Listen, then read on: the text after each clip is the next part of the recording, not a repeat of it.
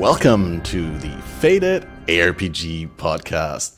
We're on episode 129, finally 3 weeks past the Last Epoch release, which means we got plenty of time to explore the ins and outs of this new ARPG on the market. And today we're going to dissect it and compare it to what else is out there and see how it fares. What's our final verdict on this final release? And before we get into it, of course, guys, I know it's super cringe, and I know I don't interact a lot with stuff on the internet. I see something I like, I scroll past. I see something I don't like, I scroll past. I had to train myself to do this for the content, but please, for FATED, like, share, subscribe, help this out so it finds as many people as possible who could be interested in it. And if you're not interested in doing that, but you still want to help, you can purchase a paid subscription on Twitch, YouTube, or Patreon. And you will be shown on the end screen forever you get your name in shining lights.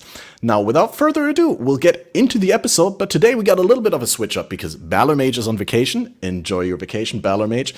But I myself, I'm a Last Epoch noob, right? I got like 230 hours in the game, so I really wanted to make sure that I get called out if I talk shit. So we got an experienced LE podcast host here to be there in this function. Welcome back, Dr3adful. How are you doing today? Hello, this is Dread, and yes, I'm happy to be back. Let's talk about some Last Epoch, shall we? It's great that you're back on because I thought it was just a brilliant thing to have you before the launch, but now I want to contrast your prior to launch expectations to the actual experience and see whether our predictions were somewhat accurate. Yeah. And we're joined by none lesser than the one and only MB Extreme, who's known for extreme gambling content and some written guides here and there. Am I? Are you not? Am I? Well, sometimes, but every other video I see of yours is gambling. I swear, I was just sitting here and just giggling a little bit because when you pulled up Dread and he was like doing his intro, it just reminds me on how much videos that I have watched from Dread over the past 2 or 3 weeks from the Last Epoch grind, you know? And I got this like, hello, and like, hey, shall we dive into the build guide and stuff? You know, I'm just sitting here like, yes, new build guide. Okay, enough of that. Well, we got another guest that we're gonna bring on. Yeah, welcome. We're glad you're both here. But we want to welcome another person, and it's hfok, who we've had on episode 100 before, and who's making his comeback. How are you doing today? I'm good. How are you doing, guys? When you said you're a Last Epoch noob, you have over 200 hours. I'm even more noobs than you. I'm just a really casual gamer, as usual. I have less than 200 clocked in my Steam. But yeah. Well, when did you start playing, though? Now with release? I started playing around 0.7. I've played here and there every. Okay, so you also played a lot before. Nah, not at all. Well, a long time before. I started in 2019, but I don't know which version number it was. I think the game has evolved a lot since I first started. Absolutely. Especially, like, even the graphics, the first moment you step into the new patch right now, and it looks very, very different even compared to 0.92. And I think everyone can agree that it just feels, looks, and plays a lot better, except for the server. Yeah. I'm sure we're going to get into that. Since it's only your second time here on the podcast and not everyone is familiar with what you do you want to give yourself a quick intro? I don't want to misportray what you do, so it's probably best if we get your word on it. I'm a Cantonese content creator for mostly ARPG stuff. I do mainly translation most of the time. I don't like to inject my input into my videos a lot, and I barely do any build guides as well. So but I do have my own podcast in Cantonese as well. That is the time where I inject my inputs or my feelings, all those stuff, which also a casual podcast enjoyer. Sounds good. That's great. Well, now that we've given you an intro, though, like now I want to hear what would you say about yourself, Dr3adful, for those who don't know you yet, in case there's anyone listening. I play Last Epoch a little too much. I play it a little too much. I've been playing it over the past 4 years on the side. Whenever, on the off time of the PoE League, that's what I started off doing, is just playing Last Epoch. And then all of a sudden it grew and grew and grew into something that I can't control anymore. And I was like, screw it. We're just going to do Last Epoch then, I guess. And that's what I've been doing for the past 4 years. Impressive. Yeah, no, I really think you've been doing a great job, and I have watched some of your content and found it very good, and heard that also from different people. MB, quickly, is there something you want the people to know about you, that I don't misportray you as the gambler?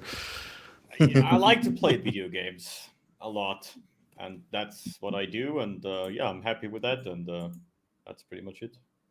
Fair assessment. I'm the casual here, okay? The casual that plays too many hours. Wait, how many hours did you clock in Last Epoch so far? I have to check, but I think it's somewhere around like you said, like 200, 220 or something since the release. So quite a bit, I would say, on pretty much every day, a few hours. That's where I'm sitting at. Yeah, for me it's like every other day, but then I try to do longer sessions. I don't know what you mean by a few hours. You probably outperform me by quite a bit. Nah, man, I have a low stamina. My girlfriend tells me that the same all the time. The thing is, like, I don't last that long, I do let's say I do like. Well, as long as you are quick to go again. Let's say like 6-7 hours, like every day.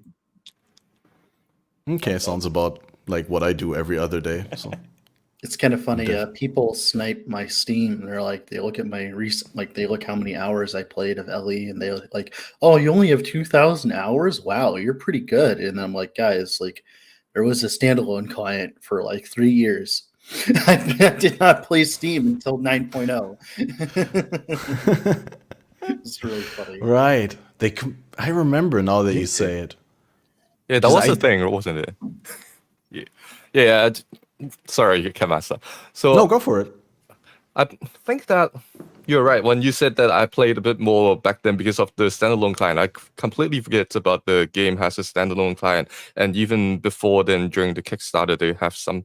Then they have changed the standalone client once or twice as well. Yeah, it has been quite a while. I've followed Last Epoch since the Kickstarter. I wasn't part of the Kickstarter. Like I didn't join because I was just too stingy as an Asian.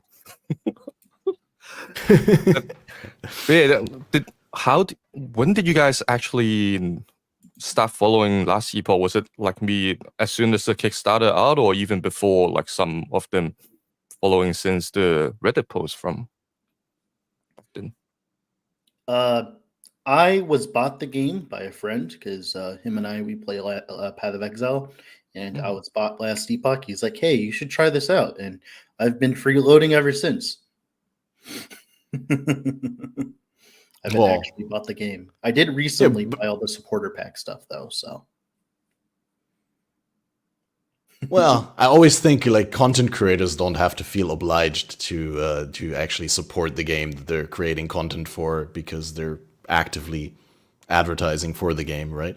That is one way of supporting it. But that said, I wanted my shinies, man. Fair point. Same here for Path of Exile, but I do have to say that in Last Epoch so far, I didn't spend money yet, and I am not even running a bought version. I got that version gifted back then from the developers, like in 2019. I met Gazi at TwitchCon in Berlin, and then Gazi hooked me up with the devs, because at the time they were looking for more exposure and feedback from streamers and content creators. And so they were like, hey, we give you this thing, you play a couple hours on stream, and we're happy, right? In the end, we're all freeloaders in our own way. Well, MB, did you freeload the game? No, I actually bought it. Oh my god, I'm so proud of you. Yes, someone is with me. A round of applause. Because the topic started with like, when did you guys get into LE, right? Yeah. So basically, it was Path of Exile Affliction League, and at some point, it's like, yeah, I've got my challenges done, and I'm done with everything, right? And I'm like, man, what am I doing with my life? And then people were like, hey, Last Epoch is about to launch in like early February or something. February out. And it was like January, and I was like, I mean, technically I don't have anything to do anyways until 3/24. So let's just buy it, download it, and just give it a shot. And I will never forget my first steps where Dr3adful took me by the hand and we walked this like little road to level 3 or something. No, I was actually level 5 or 6. And that was actually very great. Thanks for that again.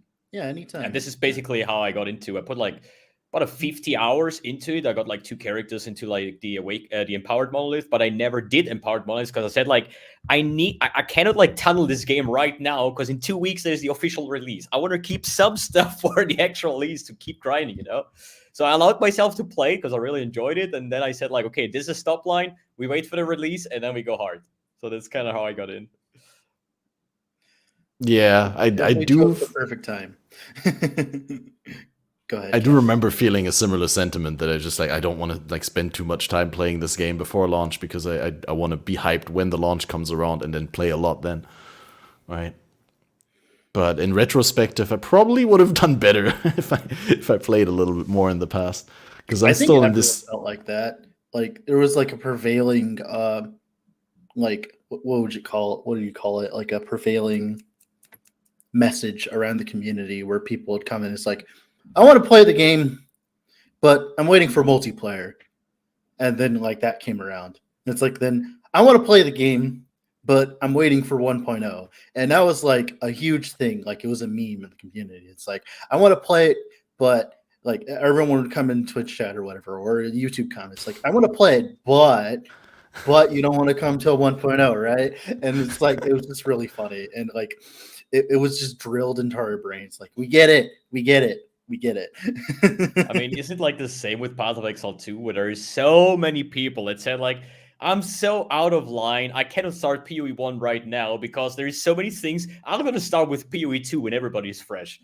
Like, I don't know, like, PoE 2 will fucking explode on the first day. I can see like 1 million logins and everything burning even further, Because people show interest in PoE, but not really in PoE 1 anymore because it's like an old game, right? So, but that has been the thing since the first ExileCon, which is like 2019, and people are still saying that until this day. Yeah. And also, like, I think a question that often comes where I always have to smile is like, people are like, is this the right time to get into PoE? Should I, like, when is the next league launch? And I'm always like, dude, you're a new player. You can start anytime. You don't have to wait until a new league is there because there's plenty of things to do wrong and to like plenty of traps to stumble into. You're going to be happy to have played a week or two before you actually start on a league launch. The right time to play was 10 years ago. The best time to play is like tomorrow. Yeah, right versus best. Yeah. It's not always the same. You're right. Yeah, it's like, well, all you can really do is start now. Like, might as well get started now so you're not a noob later, right? Which is problematic in Path of Exile because like the first 1,000 or 2,000 hours is pretty much a tutorial and you don't know shit after. So in that case. Yeah, speaking of the podcast topic, that's actually one of the bigger differences is the onboarding process is definitely not as long. I mean, like, look, MBX got there, so we're all good, right? I 100% agree on that, man. Wait, you didn't ask Dred to take you by the hand and introduce you to Path of Exile? No, I've been playing PoE since 3.0. I know my way around. I'm good. I know, like, people. I realize that you've been an avid Path of Exile player in the past, and you still play. You even played this league, right? Mm-hmm. Yeah, Affliction was fun. It was fun, because Ellie doesn't have like we talked about last time I was on. It doesn't have like loot filter sounds, so like I have to go back to PoE every so often to get the divine dings back in my head. The addiction, it's like a drip. Yeah. A lot of people are hooked on that drop sound dopamine. Yeah, you don't realize how much you missed it until you play Last Epoch as well. I've a fair few times that I saw a star like far end of the map, and I've just realized I've walked past or dashed past so far away now, but I never heard the thing, and I just didn't feel like I need to go back to see it. It probably doesn't worth anything, so I just keep walking. But in Path of Exile, even just the chaos drop sound, you heard the boom, and then you just go back instantly because you heard, that might be something good. Yeah, I really wish they would add a bit more sound, like even just a couple to distinguish for ourselves, and that'll be enough, I think. Or just give us like a list of sounds we can choose for each loop filter thing. Like I'd be fine with that. It is so tilting that my cam is flickering all the time, and I have no freaking clue why that is. Yeah, it also just started when we started streaming. Yeah. Like it was fine before. Like right when we hit the podcast, and all of a sudden the technical problems with the cam started. The cam settings right now, like, okay, this doesn't work. Let's set 30 FPS. Okay, works. No, it's flickering. Okay, 25 FPS. I'm just literally trying out settings here because, like, man, I hate it, dude. But it was fine before all the time. So. Yeah. So hfok, I remember we talked about Last Epoch prior to launch in a private message. Since you're doing content in Cantonese, you got a little bit of better grip and outlook on the Asian market, right? Or at least at a specific segment of the Asian market. And you told me prior to the launch that you're surprised that there's not that much hype seemingly around it. Has that changed since? It has changed quite a bit, actually. I'll first go back to what we've talked before the launch. I think I messaged you around roughly 1 week before the official launch date. And I said to you, there's no one talking about Last Epoch at all in China, in Taiwan, Hong Kong, Macau, and very little presence in the China realm as well. And ever since I messaged you, like 2 days after that message, I finally saw someone from the community beside myself is talking about Last Epoch. And after that one, there are like more and more content creators talking about it. And for the Taiwan's forum, there's one called gamer.com.tw. You can take it as like the Taiwan Reddit for games. And Last Epoch wasn't even on the top chart at all before that, and even before launch, when the creators start talking about it, there was still nowhere to be seen. But as soon as the game launched, it jumps up to the first place. And over... Sorry. Wow. Sorry for the car. No, it's okay. Life in city. And it always happens. But anyways, so it went from nowhere to be found to all the way to the first one, and I believe it stayed there for a day or two. The server problem kind of took it down to 3, and let me check where it is right now, because I believe it is still quite high in the chat. And that surprised me by a fair bit, because no one was talking about it prior to that. It is now number 6 on the chat, and that is, I believe, even higher than what Path of Exile has ever been on that forum. Well, it's probably because people can actually play the game now, and that helps a lot, it turns out. But the problem with the current Last Epoch version is that it only has a simplified Chinese version. It doesn't have the traditional Chinese locale. So a lot of Taiwanese... Yeah, so a lot of the Taiwanese or the Hong Kong, Macau player actually don't enjoy that kind of experience with the simplified Chinese. It is essentially the same language. It is just written differently. But then sometimes it just takes you a couple more seconds to read a thing, and then that adds up quickly in ARPG, especially when you need to learn the mechanic from a new game. Oh yeah, trust me. Every time I play Torchlight Infinite, it's always an interesting time. So I understand the feeling completely of not being able to understand what the heck is going on because the translations are meh.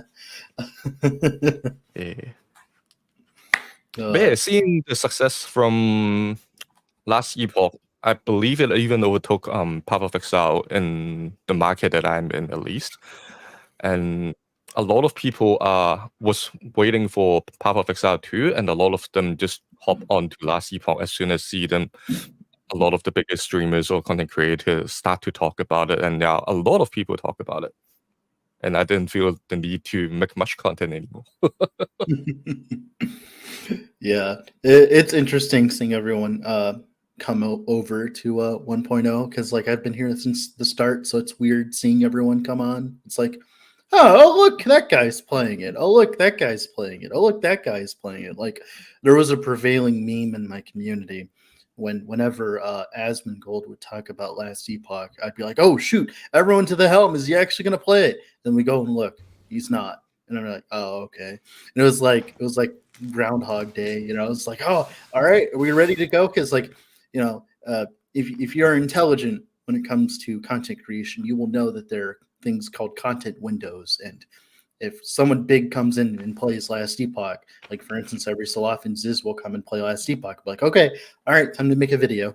All right, it's time to make a video. It's like, it's not even like being dumb. It's just like that's just the intelligent thing to do. So, but like with 1.0, it's like everyone's here. I'm like, oh, okay, let's just make content. Let's go. Woo! It's been fun. I guess I'm fucking stupid. Why? Because you didn't make content, or did you figure out what was the problem with the camera? Everything. Like I think I just tried the settings with the cam. Eventually, it will work at some point. Okay. But it's like, oh, everybody's like so like professional about being a YouTuber and stuff. You know, hey, it's a content window. And I'm like, what the hell is a content window? What does he mean by that? You know, being YouTuber since like 15 years, you know? Usually what that means is... I know what it means. You just explained it before, yeah. so now it makes sense. But he would have like a written test for me, you know, like, what is a content window? And I'm like sitting here like, well, it usually depends on the way that like YouTube recommends things. Like for instance, if someone clicks on like, let's say an Asmongold video about Last Epoch, and I make a Last Epoch video, YouTube, if my Last Epoch video does well, it might recommend that video to the person watching that video at the end of that video. And that is a large source of exposure because that's like, if you're wondering like, hey, like, why is my stuff blowing up all of a sudden? It's because YouTube is probably recommending it to people. And that's one of the main ways of getting it recommended. It's like, oh, like, someone big is playing it, right? Like some random, like, I don't know, like Shroud is playing Last Epoch. I'm like, oh wow, okay, let's make some content, right?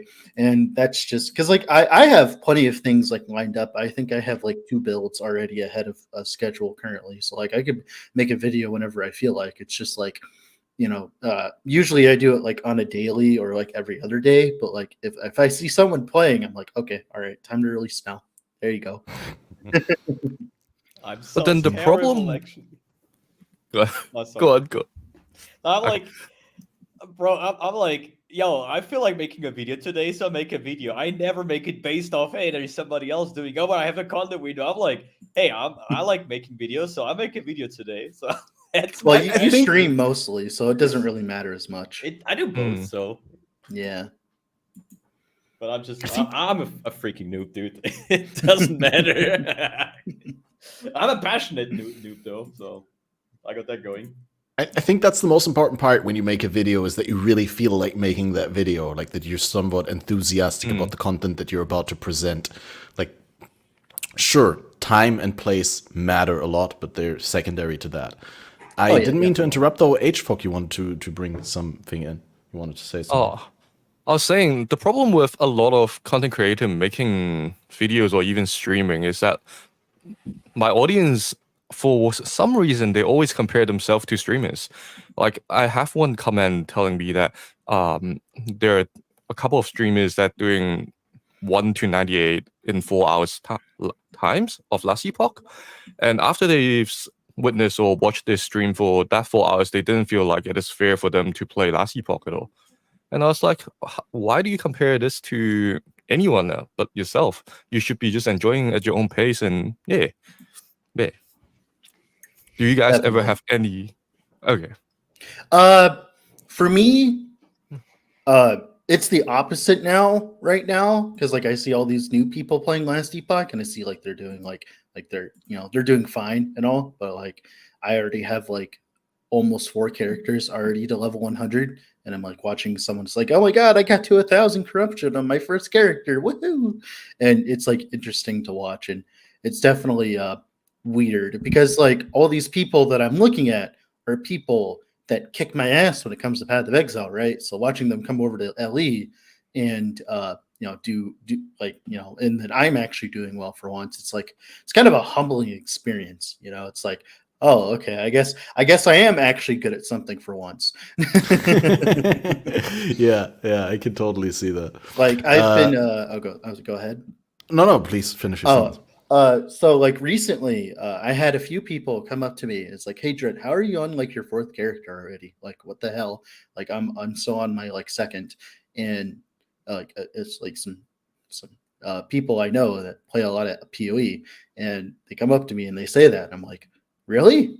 I felt like I've been pretty slow. Like, I'll be honest, like I've been taking my time this time around.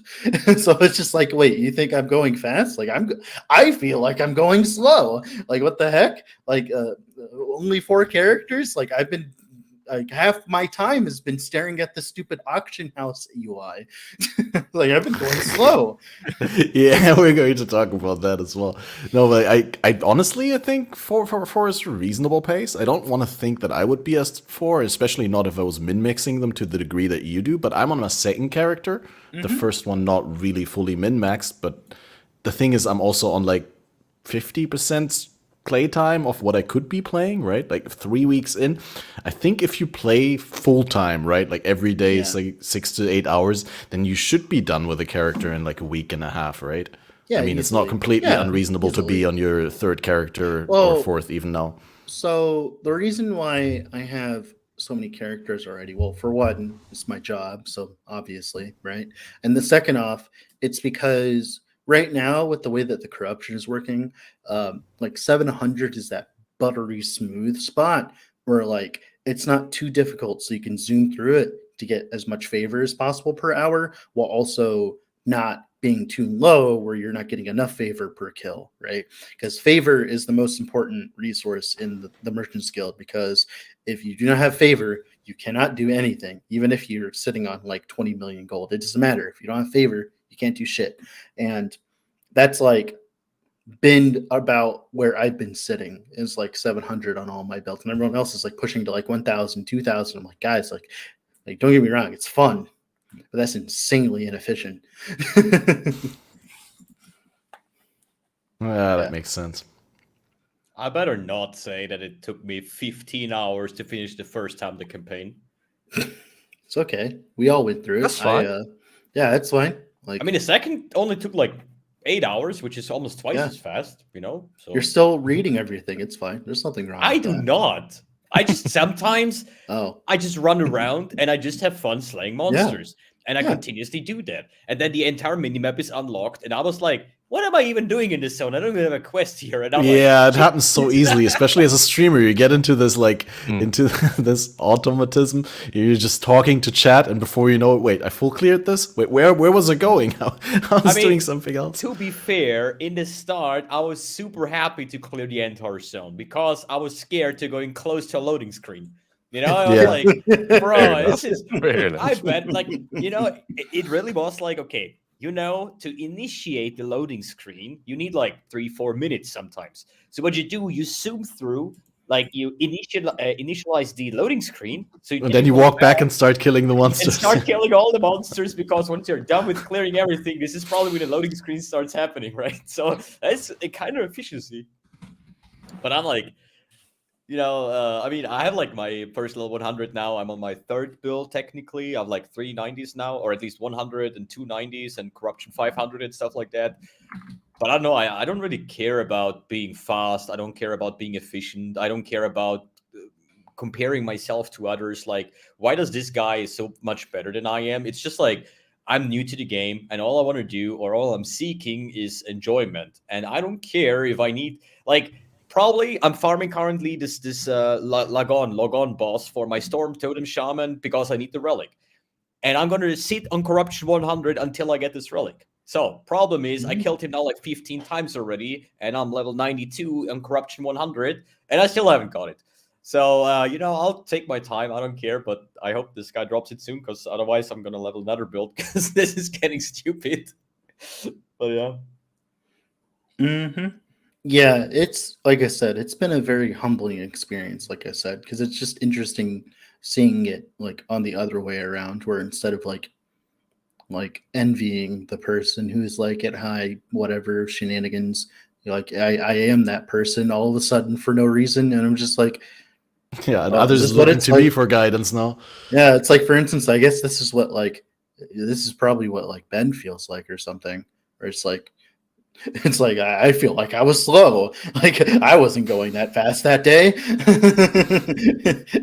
It's just weird. It's hard to like wrap my mind around it, because like I said, I've been watching and playing Path of Exile, like, and watching Path of Exile content for years now. Okay, like I'll be honest, I'm mediocre at Path of Exile. Like, for instance, recently it was like I think I was talking with Steel. I was on Steel's Twitch, because he was asking advice about Last Epoch.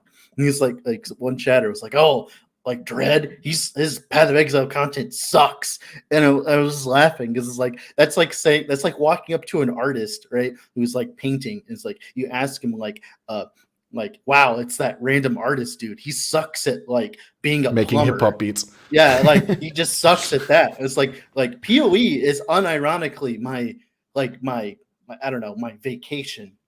Like, it's literally my vacation away from Last Epoch. I know that's weird to say that Path of Exile is your vacation, but like it is away from my work, because I don't take PoE nowhere near as seriously as I take like Last Epoch. Like, sure, I get all my 4 watch stones and all that. I mean, well, void stones, and then like I get my headhunter and my mage blood and all that. Like, I do all the normal stuff, but it's just like I don't do it nearly as fast as some other people do, obviously, right? I obviously understand that, and it's just funny, because it's like, but then you, on the other side of the shoe, it's like, yeah, of course my PoE content sucks. Like, I'm literally just sitting in front of the camera and talking about my experience on my vacation.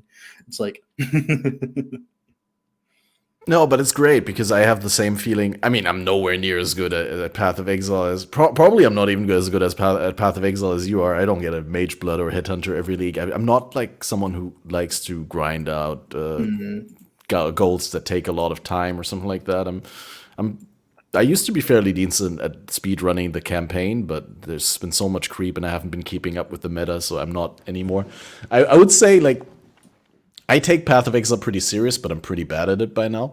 But like Last Epoch really allows me to go in and just not put that pressure on myself of like, oh, I have to do this by that time, or I have to be, you know, I just don't feel bad about it. I just like, oh, this is just for fun. I'm taking long. I'm herp derping around and probably not scaling efficiently because I don't know how the things work, right? So like, for example, it took me so long to figure out how the flat added throwing damage worked, because I asked around and no one could tell me. And like, I was playing shurikens, but you can get like 100% lightning conversion of shurikens. But then I noticed if I scale physical damage, I still get more damage increased than if I scale lightning damage, even though all my damage is converted from physical to lightning. But then it turns out there is throwing damage that is specified as physical throwing damage that does get added post-conversion. So you still have physical damage in your throwing damage, and that is then scaled. So depending on how much flat lightning and flat physical you're adding to your shurikens beyond the stuff that does get converted, then there's a different way to scale it efficiently, and it took so long to wrap my head around. How was your day, hfok? Yeah, I was gonna ask. Some random dude explaining quantum physics, and I'm sitting here like, What? I'm on the same How boat. was your dinner? Come on, I was it's not gonna that ask you complicated. again, and you start asking me. Come on, it's not that complicated. The skill has its own base damage, and then there's 3 different stats that you can get on items, with generic throwing damage, physical throwing damage, or lightning throwing damage. The generic one gets added post-conversion. The both specific ones don't get converted. They are added after the conversion. So that's like super weird. That's what I meant. hfok, how many builds have you played yet? I've first started off as an offline character because I knew the server wouldn't hold up. So Wise man. So I played a Falconer. I thought I'll go for deck stacking. and then use spear because I really like spear playing. And then there's also a flat damage added for the deck stacking. I didn't get too far with that. I got into Monoloth, like just literally the end of campaign, played a couple of Monoloth, and then my viewers would say, you should try the server. He said to me, if you never played it during this time, you never experience how bad or how good it is, the server at that time. So I thought, fair enough. I'll give it a crack.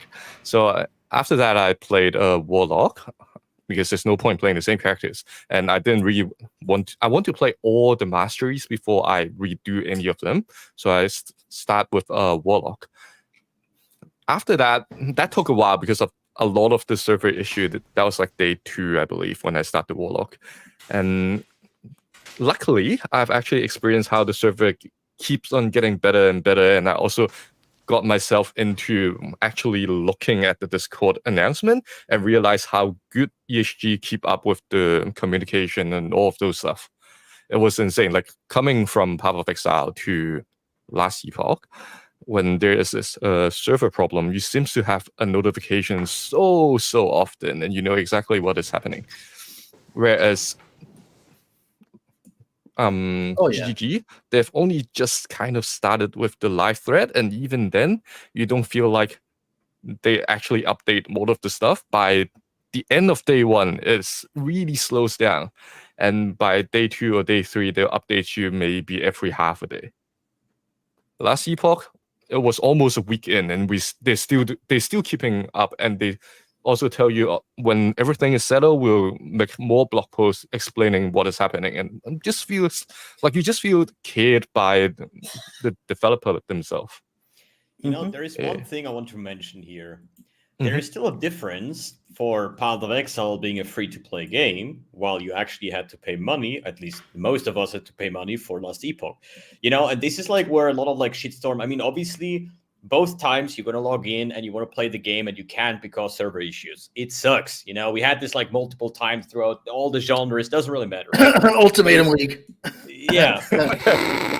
The thing though is, if it's free to play and you cannot play, you're like, fuck this, man, you know? But if you pay for the game and you cannot play, this is a bigger shitstorm, in my opinion. The problem is that we have offline mode in Last Epoch, and even if you paid for it, you can still always play offline mode. I always tell my viewers, just play offline mode. You don't have friends to play with you anyways. Like, no offense, but that's the reality. Okay. I hate that because I was planning on playing Merchant's Guild, so like just play offline. All right, I'll just But if I said to them, unless you actually have friends to play with, or you're actively trying to play with Merchant's Guild, otherwise there's no reason for you not to start right now with offline instead of just sitting in there. What most of them end up doing is they sit in front of the loading screen for so long, they play a game of ARAM, come back, do a map, and then go back to ARAM because they're loading into the next zone. So that was an experience that I've never seen anyone calling me out. He's calling me out. He's calling me out. That's exactly what I did all day. I even stopped and took a nap. Yeah. I remember my first Last Epoch stream on release. I think it was like 7 hours, and I'm not kidding. 6.5 hours were just loading screen, Alt F4, restart the game, character selection, connecting to the game, Alt F4, loading screen. Does something happen? Yo, we're actually in. That's crazy, you know? First waypoint because I have a quest there. Infinite loading screen, Alt F4, and you rinse and repeat. I swear, 7 hours of stream. 6 hours minimum, just trying to get in. I admire the persistence. I just gave up after a couple hours of like looking at the load screen and playing Deep Rock Galactic Survivor on the side. I was like, hey, I really want to play online, so I'm gonna just go to sleep and play in the morning because I was so certain they're gonna sort it out within a couple of hours. They're so well prepared. They have all this infrastructure, all this work invested. My expectations. Sure. They were so sure too. Like you read all the Reddit posts, like they were so sure, and I was like, So hfok, if you play online, you cannot even meet potential friends. What about that?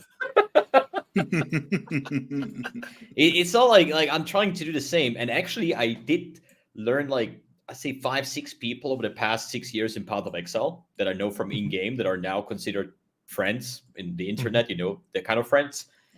But it happened like once a year, actually, somebody is actually becoming my internet friend.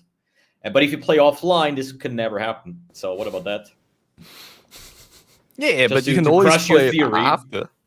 But you can play it after when everything settles, and then you can enjoy the online experience. Because I think there's merit to offline experience as well. We don't have a lot of offline ARPG anymore. So that is Yeah, another I think kind of there's only experience. Grim Dawn, I think. At least Yeah. what I can remember. But still, that was exactly the same reason where we were like discussing in the like 6 hours of waiting time, you know, this was the reason why are we not playing offline?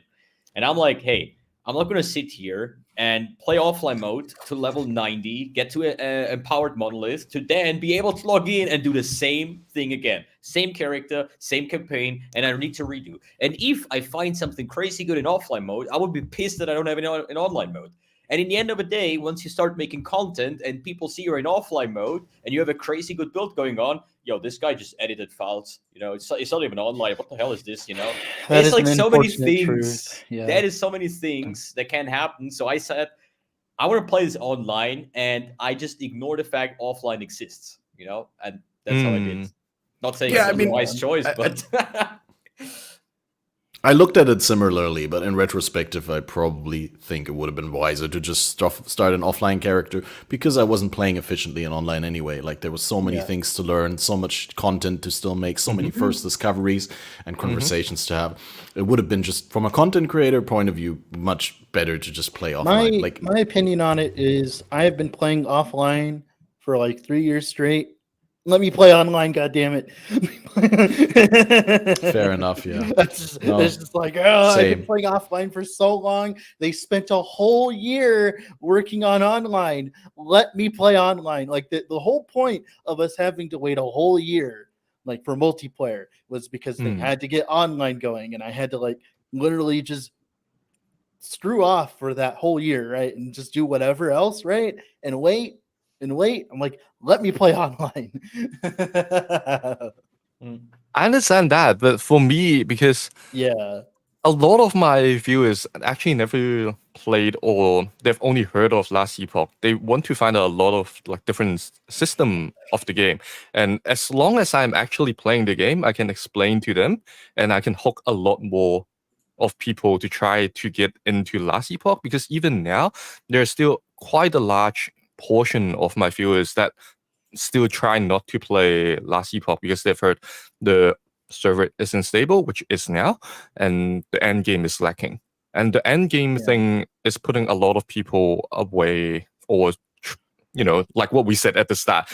I'll wait until a better end game. Like the launch is here. That misconception, by the way. So yeah, I directly like to call that out. Just one sentence, real quick. That's something for people like Dread who are playing like every day, in and out, all day. But if you're new to the game, you're going to be hard pressed to find a point where it bores you within a week. If all you ever did in PoE, you log on to PoE, and that's been your life for the past 4 years, you will find the end game lacking. That's just how it is, sadly. It's just how it is. You will eventually find the end game lacking. But if you're completely new and whatever, like, you won't reach that point. Like, barely anyone reaches empowered monos anyway. So like it I constantly have to remind people what empowered monos are to people because of that, right? So like that's sadly a misconception due to my fault partly, and a lot of other people who've been playing the game for 4 years. Like, if you've been playing for 4 years, yes, the end game is a little lacking. It's like as if we've been playing for that long, right? Oh yeah, but yeah, it's definitely a lot more than people give it cadence towards, right? It depends, because I mean, I cannot say that I'm like the average player, because if you play every day for like 6 to 8 hours, then you're not average. You're way above average, right? Because the average guy's like playing like 1 or 2 hours in the evening when he has time, when the kids are sleeping, whatever, And no, once you play that kind of like pace, then you probably 3 weeks you're happy if you reach the empowered model. So there's a lot of things to do, right? But I'm on a point where I said like, okay, I got to level 100. I got my corruption 500, and I think like at the moment my honeymoon phase with Last Epoch is over. That means after playing for not really the amount of time the Dreadful has and stuff like that, but it doesn't really matter. From the release to now, I played quite a lot, and I experienced pretty much all forms of the game. I would say like 80%. There's still things to discover and stuff like that, but now I feel like every day when I log in, I feel like there is certain things that I just dislike in the game, and this is also like probably, I don't want to self-promote, but this is like my next video topic would be something like what I would change in Last Epoch, just as a feedback from me to EHG, because the game has troubles, same as Diablo 4, same as PoE. There's always things that you can do better or worse or doing something like that, right? But I think it's just a matter of the human mind. Like, even if the perfect game, you would find things that you find annoying after a while. It's just you have a certain horizon, or it's like, I like 30%, I hate 20%, and the rest in the middle I find okay. And it's just like your brain is always going to try and fill those but folders. We only act like that when we are actually enjoying something a lot and we want to see it rise and improve, And I have the same feeling on PoE, because when they do shit in PoE, I'm getting mad. Because why do I get mad? Yeah, because I love the fucking game, It's like what I enjoy. If something terrible happens in a game that I don't care about, whatever, But I think LE is a great game, but it has a lot of potential. But I'm a bit scared how if they can keep up with the pace that the community demands. Basically, what are we going to see in 1.1, in 1.2? Because this is now LE is on the big stage right now. We've seen a higher player base peak on LE than we had on Path of Exile, right?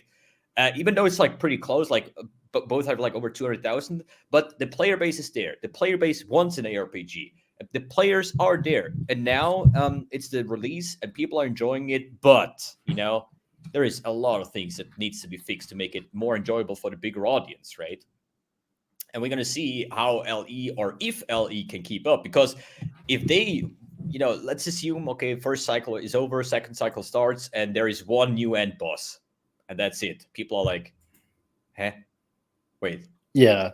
We do know there is multiple coming, by the way. We do know that. So I think LE is like on the big show right now, and they have the chance to have a massive impact right here if they take the chance. Because I know another game where people said, like probably needs like 3-4 seasons, then will be a great game, and it's now in like 3-4 seasons in, and nothing has changed at all. So they had their chance, I guess. So yeah, that's true. Yeah, that's true. That's important to keep in mind, that you don't get infinite chances. But they've done a remarkable launch. I don't know about you, Dread, because you've been playing the game for so long. You probably were a little bit more realistic and closer for expectations. But as far as MB and hfok go, I think I can speak for you and myself when I say that the game exceeded all expectations in terms of definitely how for it me performed. too. Yeah.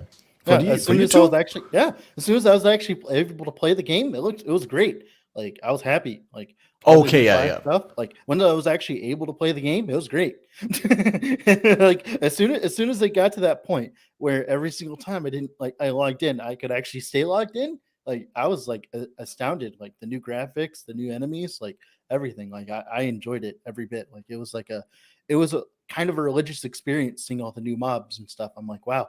Because, like, you gotta remember, I've been playing for this long, so seeing new stuff is great, right? Like, I love seeing new stuff. Like I said, when I say that the end game, there isn't enough end game, the only problem, like, technically there is, because the corruption farming thing, but I'm not that kind of person that wants to push the number up that high. Like, I like PoE's approach, where I get to tier 16 maps and I can juice those maps further and further, but like, you can't go like tier 17, tier 18, or like for instance, I hate Delve, right? So like, I'm not a fan of that kind of content. So that's why I, set goalposts for myself, and I set myself to this expectation for builds, so that, I have an end goal for a build, etc. That's why I say the end game is lacking, because, like, I don't like the infinite scaling, because it starts breaking the game down. Like, it breaks the game down. Like, for instance, after a certain point, no matter how much investment you put into minions, they will not survive. It doesn't matter what you do; they won't survive unless you're playing Immortal Falcon, of course. But I have that problem already now. I'm not even an empowered. I'm not even like Yeah. above level 70. It's like I'm playing an acolyte with the Hungering Souls, and Hungering Souls has this 150% more multiplier node in its web when you have exactly 3 minions. Oh, there's ways of getting around that. Recently, you can use Volatile Zombie to keep that up, because whenever you summon them, they can summon 3 at once, right? And then when they die, they summon Skeleton Vanguards, which are capped at 3. So as long as you keep that up and you keep your damage windows up, and you just place down your Skeletal Vanguards when you know the boss is going to attack your shit, right? Then you're good to go with that. That's Okay. my advice. I'm gonna look into that. Yeah, and like, thanks. but yeah, that's like the problem is like that's the problem with the infinite scaling. That's why I don't like the end game currently in Last Epoch, because I don't think that like infinite scaling is a good replacement for actual end game, right? Like, at least in my opinion. I know other people like the infinite scaling and they absolutely enjoy it, but my problem is like, well, as someone who wants to play every single build, it doesn't really work now, does it? Like with the infinite scaling. Yeah, you reach the hard limits where you can just not build enough defenses to tank certain hits. You're always gonna need to get out. Like, for me, it was literally when I heard about the endless scaling, I was super hyped. I was like, bro, I can make a character and try to push as like far as I can, right? It's like great, because in PoE I cannot do that unless I go delve. So I was super hyped about it. Now, after 200 hours and getting one character to 500, while my other can barely do 150 or 200, they like, in order to have a good endless scaling, you need the perfect balancing. And Last Epoch does have a massive balancing issue. And for some builds, it is easier to reach 1000 corruption, while it's harder for other builds to reach even 300. So this is the problem with endless scaling. There is going to be the matter. There is going to be a 4 or 5 builds that can go past 2000 maybe. And with other builds, it is impossible to even get to 500. Unless you have like insane gear. So let's talk about 500, but you're not going to see 1000. So as long as there is balance issues, like if every build would suck above 500, and then it would be special. Yo, have you seen Dread? He pushed like 650 with his Warlock. Oh my God, holy shit. Yo, Catmaster got his Primalist, his like Storm Totem Shaman to like 550. Have you seen this video? You know, when the balancing is even, then you can do something like that. But at the moment, you have the exact same thing. What happens in Path of Exile in Delph, you have like 4 or 5 builds that can go past 10,000 death, and no other build can do that. Impossible. It is not possible. And this is the bad thing. Because if you take now PoE endgame, you know, hey, if my build can do all the normal Pinnacle bosses and can do tier 16 maps and Guardian maps, you know, my character is done. But now I can decide, do I want to go for daily farming? You know, do I go 100% daily? Do I want to make a bossing character? I can specialize into things, right? But this is the good thing about not having an end game, because you feel kind of like that you can get every build up to a certain point, you know, where it can do all content. Might take more investment on some builds, some take less, but you will eventually get to a point where every build can do all content. Like, not talking about Ubers and stuff like that, but you know what I mean, right? With corruption, there is no point.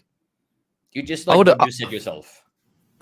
Sorry. I would argue that we don't need perfect balance for every single build for an endless kind of content, but we need diversified content. So as you said, some build might work in Delph, and those builds can always excel in Delph. But then we also need some other builds that excels at other places. Currently, Last Epoch is lacking the other places, so other builds doesn't seem to shine at all. But as soon as we get those extra content, maybe Pinnacle Boss or Pinnacle Endgame, yada yada, and then we will see diversifies from the player base which kind of end game content they enjoy, and from that we can diverse in that, and we can have a balance for different game mode. Yeah, my biggest example for people when they're coming in and they talk about Last Epoch, or they want to play Last Epoch, the biggest thing I explain to them is like, imagine Path of Exile, but if the only end game was Delve. Imagine how much people would hate that. like don't get me wrong, Delve was fun, and I played during Delve League. Like I love Delve. Like I know I said I hate Delve, but like I hate deep Delve. But like still, like imagine how less people would enjoy Path of Exile because of that, right? And like what hfok is saying, like we definitely miss that, because essentially imagine if PoE started out with Delve first and then got maps later or whatever, right? Like that's essentially like the comparison right now. And Mhm. it would be an interesting time, I will say. Yeah. No, I got you to Delve enjoy here as well. SFHC level 99 Trickster in Delve League, actually. That was the only league that I ever hit level 99 in SSFHC. And I mean, I'm not someone who plays HC nowadays in Path of Exile. I'm looking to get back into it, but there's just the game speed is too fast for me. I'm mechanically and theory crafting wise inferior to other players, and it's just not fun for me to play hardcore at the moment. But I want to say that Delve specifically, I agree with you. I don't like the infinite scaling in softcore, but on the other hand, Delve in hardcore is really cool because you have to balance offense, defense, and there's a point where you can't go further, but you have to try anyway, and then you die. But in softcore, you get to the point where you just, okay, yeah, my defenses, I can't scale them enough to not die, so I just take them all away and I invest it all into offense, and that's where it becomes a silly sort of game. I mean, I don't want to disrespect to those who play that silly game because it's its own competition. But this doesn't exist anymore. They fixed that because they made some changes that you cannot do these CHP builds anymore. That's a thing from the past where they just like flew over and tried to one-shot everything before they die and off-screen everything with ice cycle mines and stuff. This is like a thing from the past. Now everybody, it's like step by step, you know? You can get every character to like 500 or so, like Essence Drain Contagion even, right? But there is like a point where you say like good builds can go to like 1,000. Maybe 1,500, but this is the point where you have to go into 100% Fizz to Ellie conversion, where you have to play Transcendence, where you have to play anything like that kind of where everything kind of converges into one single archetype, because that's the only thing that will be strong enough to deal with the content. And this also like means that there is like a handful, like probably 2 or 3 builds that can keep up with a good amount of damage while having those tankiness, right? Because in the end of the day, Delve is like endless scaling, right? So in like a scenario where you're like Delve 10,000, a single white monster, a little spider, has 2 billion life. That's more than 7. Yeah, they're insane. You know? So you need to have the tankiness to survive a normal auto attack from these things, because they have like 65,000% increased damage, but also 65,000% increased life, you know?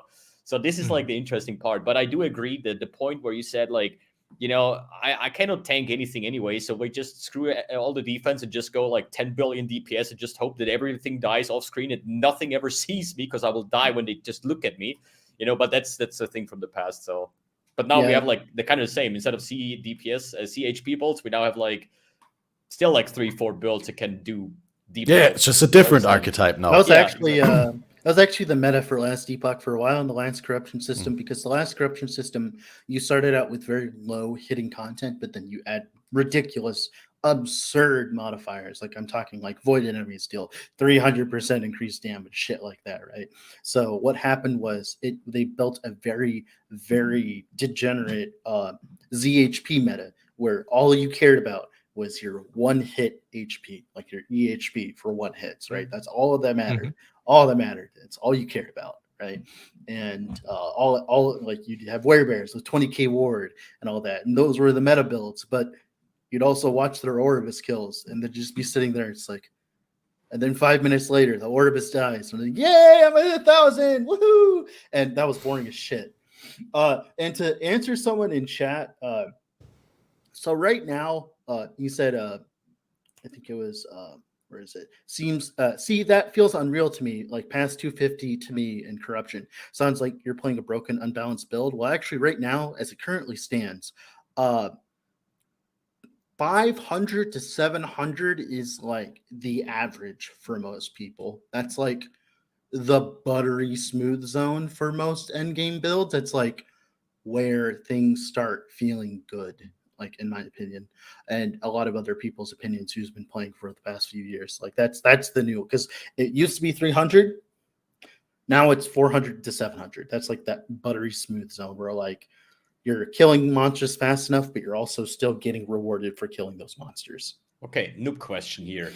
Didn't they say in the beta, it's like beta footage 1000 would be the equivalent to real like 1.0 500. Yes and no. So the old corruption system, when you would get to 1,000 corruption, it was a lot more volatile because, like I said, it was all based on modifiers. Like the more health and damage mod from corruption didn't matter. All that mattered was the mods that you had on the boss. So, like for instance, I could be fighting a 300 corruption shade that was just as tanky as 1,000 corruption shade if I just choose the wrong modifiers, right? And now all the bosses are the same. Everything is the same. It's like all a nice thing. Now, instead of having a 1 minute Oribus kill on average content, you have a 2 minute Oribus kill. Like it literally doubled because now bosses have to have HP. Like for instance, once you start pushing corruption, those bosses, you can't just like do them with no modifiers because you could manipulate the modifiers and delete the modifiers, which were the scariest parts, right, of the game. And now those are gone and just put into the corruption. So now it's a much smoother experience. Now, like, let's say like 1,000 corruption now is like significantly more difficult on average, but 1,000 corruption then before could get 2 to 3 times more difficult depending on the mods that you get. So now it's a much more consistent experience. And instead of people cheesing the modifiers, cheesing the system, now you are all forced to deal with bosses with HP. Because before, you could just delete the modifiers. You could go run a few monos, do like 2 mono bosses with like 150% more health or whatever, or like 500% more health, which was like nothing. And then you go do an Oribus with no modifiers. It was like quick, simple, easy. You could face tank them. And then you go back and doing monos and adding modifiers. Now, everything gets everything. And it's been such a better experience because now it actually feels like when someone tells me they get to 2,000 corruption, I'm actually impressed. Before, I was not because Broken build. It wasn't even that. It's just like Cheesing. the effort that it takes to actually do that now because you can't cheese the Oribuses anymore, pretty much. Well, unless you're playing like, unless you're stunning them and stuff like that, but that's a completely different discussion. Is this a widespread thing? That is a widespread thing. Yes, that is currently what the meta has evolved into. That's like around like where people sit at. Weird thing, I actually agree with C2 over here, like 100%, because this is like my third character, okay? And I also played in the beta a bit. So what I'm experiencing is you have like 3-4 builds or 5 builds that are seemingly 10 times stronger than anything else. Talking about the Warlock, right? Talking about the Falconer with like endless damage and whatever. People pushed like until it got fixed at 2,000 or something, right? I played Rune Master as my first level 100, and I had a very chill time getting to 500 corruption because the Rune Master is probably one of the stronger masteries in the game, probably a top 3 or something, right? Together with Warlock and Falconer and stuff like that. So there is then this healing hand smite character. I've never played it. I watched your video. I just see every hit you do 2,000 ES, ward. No, I wasn't playing that version. Yeah, it doesn't matter. But yeah. Okay, it was not you, but somebody else. Like I just see every hit. They just get like 20,000, 22,000, 24,000. I'm like, in which world, in any builds that I played, did I get these kind of levels of ward? I got like 14,000 on my Rune Master, but when I log on my life-based characters, and this is like a balancing thing as well, right? I'm sitting on 2,000 life. And the problem is, or even 2,500. So I agree with him where I say that there are certain builds that are so much better than everything else. Oh, and that is true. 100%. With these builds, it's easy to go 500, 600, 700 corruption. But honestly, when you play like the average build, where it's not like any broken mechanic that is not completely overbalanced or something, let's say Cold.Werebear, it is a build, it is fun, it's nice, but good luck getting 700 corruption with Cold.Werebear, or with the one that I'm currently trying out is like the Thorn Totem, Like my totems crit for like 3,000-4,000. I'm still gearing the character. It's super fine. I'm still level 90, but I don't see myself going further than 150. So when I was playing my Rune Master on level 70, I was just literally going into the monolith, right? I was like, holy shit. I have 6,000 ward. This is like way tankier than my level 91 Cold Dot Werebear. So this is like the thing. If you are used to playing good builds, then just 700 corruption is like nothing. But other builds, they're like, bro, I can't even hit 200. What are you guys talking about, right? So that's why I the agree with funny him, thing. actually. That's the funny thing, right? I've been prepared for this. Okay. So people ask me, Dread, why didn't you play Falconer and Warlock in the beginning? Why were your first two builds a Shaman and a Paladin, right? And I specifically went out of my way not to play with the broken things so that I could get a good grasp of what it felt like with normal builds. So, like, for instance, the Paladin was sitting at like 5k HP. I was not doing the ward stuff. I was just doing normal Electrify Smite things. That is a self-cast Smite build that is as kosher as humanly possible. The only strong thing about it was like the Electrify, bouncing between the mobs with the healing hands thing. Like, I had healing hands in the build. I did not have any healing effectiveness scaling. I was only using it for the Electrified spread to spread the Electrify on my Smite. And then the next build was a Shaman. And if anyone is a veteran at Last Epoch, they'll know they're laughing right now. It was a Shaman Tornado build, right? With like 4k ward, with a double font of the arrays, and that I would say is like meme tier build, like actual meme tier build, right? And like those builds got to 700 very comfortably. Those are like, they're not memes, but they were just like your average stereotypical builds, right?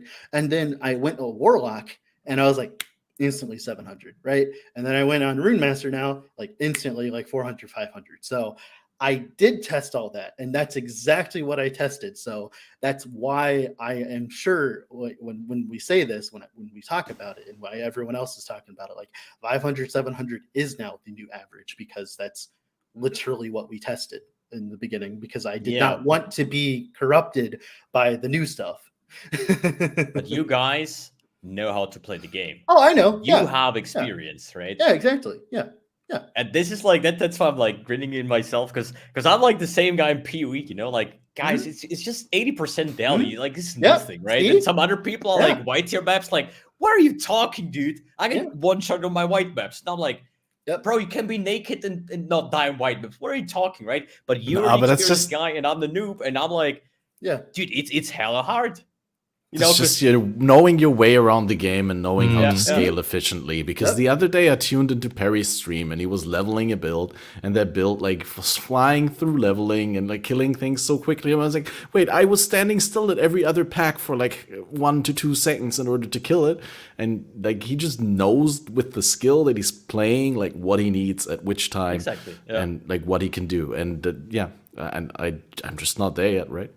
Yep. And like, there's nothing wrong with that, obviously. Like, when I play Path of Exile, like, I still take forever to get to Endgame and stuff like that. Although the blink arrow of bombarding cones definitely made that very easy this patch. But the thing is, like I said, is like, there's nothing wrong with that, by the way. Like, when I say 500, 700, I'm talking about like, you spent 4 days on the build, or for me average, or like a week. You spent a week on the build. You have good gear. You're playing Merchant's Guild. You have good gear, right? But like, that's like the metrics I'm thinking of. Like, when you're finished, like, that's like when you're finished, you're done with the build. That's where my average and everyone else's averages that I talk to, who play the game a lot, right? And that's like fine. Like you guys said, like, there's nothing wrong with being new, right? Like, ooh. Would you consider that as an average and not the minimum? So the minimum, I would say, is 300. Like, minimum is 300. Yeah, easily. Yeah, like the minimum's 300. I would say, like, definitely 100%.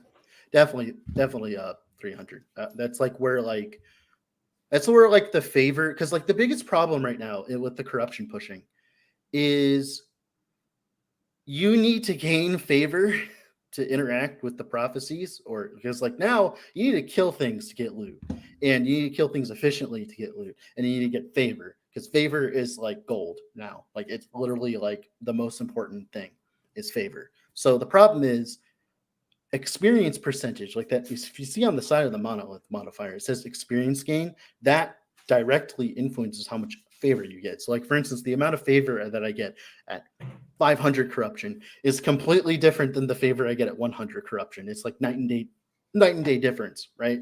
And that's like why pushing corruption eventually is important, because otherwise you won't be able to actually like do anything. You'll like look at like a 3 LP item in the Merchant's Guild. You're like, it's 19k favor. That'll take you like an hour to get to at 100 corruption, or it'll take you 5 minutes at 500, right? It's like that big of a difference. Longer. Yeah, I was spending like 200,000 favor because I really needed a staff upgrade. Like my shaman right now plays with a vendor staff because I just didn't drop anything better right now, even though playing Circle of Fortune on like level 9. And I was like, I spent 200, all I had, bought the lenses, bought everything, right? So now I'm grinding for like 5-6 hours, and I'm like, I think I should get new prophecies. I'm like literally sitting on 45,000 favor, playing like half a day, and I'm like, hey, this is so bad. I get like 5 points per kill or something. Well, hey, my Rune Master, 500 corruption, that fills up to 200,000 quite quickly, so it is kind of a bit of a they should probably fix that. Yeah. Like, I think that they should fix that. I should not get to, like, re-rolling sucks ass for other reasons other than what I'm about to explain. But for this specific reason is, imagine you're playing in 700 corruption, right? And you're farming. And then like, okay, let me play the next build. I use all my favor up, right? Before, like, to buy items. And then I play the new character, and I finally get to empowered monos. And then you're like, wow, I was used to like 10,000 favor an hour, or however much it is. Like, who cares, right? But like, I was used to this amount of favor, and now I'm gaining nothing. It feels awful. And then that stays like that until you get to like 300 corruption. And it feels awful. Like, rerolling feels awful now because of that. Like, it's really bad. Favor is specific per character, or is shared between characters? So favor is shared between characters. Like, I could go and grind on my other character and get favor again. Like, don't get me wrong. Yeah, but you wouldn't get progress on your character that you're trying to level. Yeah, nobody. No. I'm not suggesting that. I was just curious, actually, whether it's like stored per character or per account. No, it's account wide. Like, I've done that because times now. You could theoretically, like, just, forget to do prophecies like the last 2 hours or so that you play your previous character, and then just have like a big amount ramped up for the next one. But I guess it does suck. But in overall, wait, first, hfok, you're also Circle of Fortune, right? Everyone's we were representative. You're actually Merchant's Guild. Yeah, I'm actually Merchant's Guild, but I didn't get too far into Merchant's Guild. But that's perfect. I've actually observed a really interesting thing from the Merchant's Guild, especially this is exactly opposite of what I was expecting from Merchant's Guild, especially during the early times. I think a lot of people actually put up uniques or even good stuff at 0 cost because of how easy to just list stuff at 0. And then also the Chinese side is actually promoting just use Merchant's Guild and just chuck everything on there so everyone gets everything. We don't have to think about what to put. And I find that the favor converting into reputation kind of not force me, but then makes it a lot easier for me to just ignore how much everything is, but just keep spamming stuff onto the the bazaar. The bazaar. Yep. Yeah, the bazaar. So it ends up feels like a group found thingy for me instead of a Merchant's Guild thingy. I didn't feel I've spent a lot on the lower end stuff because I'm still too low in the rank. I couldn't buy legendary stuff or with legendary's potential. So essentially what I got is probably 20k or 30k max, and I get everything I need for my build, and that felt great. Yep. Merchant's Guild has this weird thing where like you start out and you can't really buy anything, and then you get to like rank 7 and rank 8, and then all of a sudden you can buy everything. It's like a huge difference. It's like I can't buy anything, and then I can buy everything. I'm like, oh wow! Like, imagine in Path of Exile when you started a league, you couldn't trade on the trade website until you got to like level 95. Until like, you buy that's crazy. I was gonna say a new character you actually have to level to 20. At least that was at a time where if you have a new account. You have If one you have character a and you premium get the stash 20. tab, that is. Because Yeah. no trading right. without stash tab. Mhm. Yeah, It's that's like, We could still make a crazy. forum post, right? Yeah. why? Who does that? I'm just saying you could. Okay, maybe. Yeah. Yeah, Are so you sharing Merchant this, Ruler? Guild. Sorry. So Merchant Guild feels a little bit weird, not exactly how you're trying to trade stuff or even earn money from the Merchant Guild at lower rank. You only it felt like you only start after rank 7 or 8, like Dreadful said. Yep. And anything before that, it feels like a big group of friends that you never know each other, just sharing stuff. And Yeah. It feels like playing COF, but worse. That was my experience. yeah, That was my exactly. experience. Well, how do you know what COF feels like? Because I know people who've been playing COF and been watching Yeah, them play COF. I've Makes seen the sense. gear they get. Like their experience to rank 7 and 8 was significantly better than mine was. Like for instance, for reference, I was doing like 200 corruption with like the paladin, okay, like the electrify paladin. As soon as I got to rank 7 and 8, I was instantly at like 500 corruption. That's how much of a big difference that like the being able to buy whatever I want is. Like that's a huge difference. We probably Yeah, are we gonna had- agree Go for it. on the fact that you would say both are starting even, right? It's the Circle of Fortune and the Merchant's Guild, right? Yeah. If you go into mid game, you get a massive power spike with the Merchant's Guild because you can just buy the stuff that you need, right?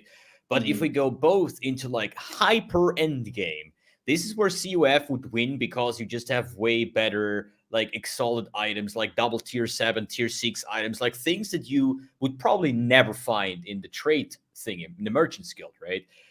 Is that so? Because I believe we said the opposite prior to the launch. Okay. So the way it works now, from talking with multiple people who have played just as much as me in COF, and then talking to multiple people who've been playing just as much as me in MG, like the group consensus is that if you want to play one build and one build only and push that one build to the absolute extreme, Merchant's Guild is better because you can buy some ridiculous freaking items on the MG, like 3 LP items that you'd never ever see ever, right? Like for instance, I bought a 2 LP Blood of the Exile for like 500k gold. That was like worth like chump change, right? That was insane. Like I was able to Yeah, 500k is nothing. That's insane, right? But COF, you're dropping a bunch of loot. It just may not pertain to you. So it ends up being really good for a bunch of different characters. So like for instance, you play COF, you play your first character in COF and you're like grinding. And then all of a sudden you have a full set of gear to go play like low life Blade Dancer. And then you go do that. And then you are at the same, like you're at the same like gearing investment as like an MG player. But the problem is it's completely random because obviously the loot is random. Now you can target farm with the prophecy, so you can do that. People have done that, but like it's funny watching. Like for instance, I'll watch Perry. Right, Perry's like playing like a Frostbite build, and he'll slam some snowdrifts. Right, he'll slam like a snowdrift, and then be like, "Oh, got to go back to farming." And my experience is, I'll just go buy like 10 pairs of snowdrifts and then go roll them all in a row. Right, and it's like it's interesting. Like for instance, I get to choose what's on my gear, but like it's weird. Yeah, this is the exact problem that I have currently. So I'm playing CUF. I've never touched the Merchant's Guild, and I don't want to because I just want to have my first kind of like experience in Last Epoch to be solo self and to experience everything on my own pace. I don't want to compare myself to others, what builds they're playing, how much corruption there is, and stuff like that. I don't care about that. I'm logging in. I want to do this stuff, and I want to do it solo self fun. Right? This is my approach. Now I'm literally I have like a bad loot filter, you know. I have like 15 different affixes and sorting from tier 6 onward to just show me every exalted item that matches the category. I'm not even putting in the base that I want to have, right? I'm just saying, hey, show me every body armor that has tier 6 or higher intelligence because of my rune master being an intelligence stacker. And then I run like prophecies, right? I sit there half an hour spending a 200,000 favor only on exalted body armors, and then it says like, yo, kill an exalted mage, right? Or kill 4 exalted mages, and it drops like 10 of these, right? And then I have the lenses that doubles the loot and triples the loot and whatnot, you know? So I see like this massive like purple beam coming up, and there is nothing showing. And I'm like, I'm pressing my hide loot filter. I don't even see the map anymore because everything is full of exalted items. But none of these, like 100 chest plates that I just dropped, has tier 6 intelligence on them. Yep. And I'm not even talking about the base, you know?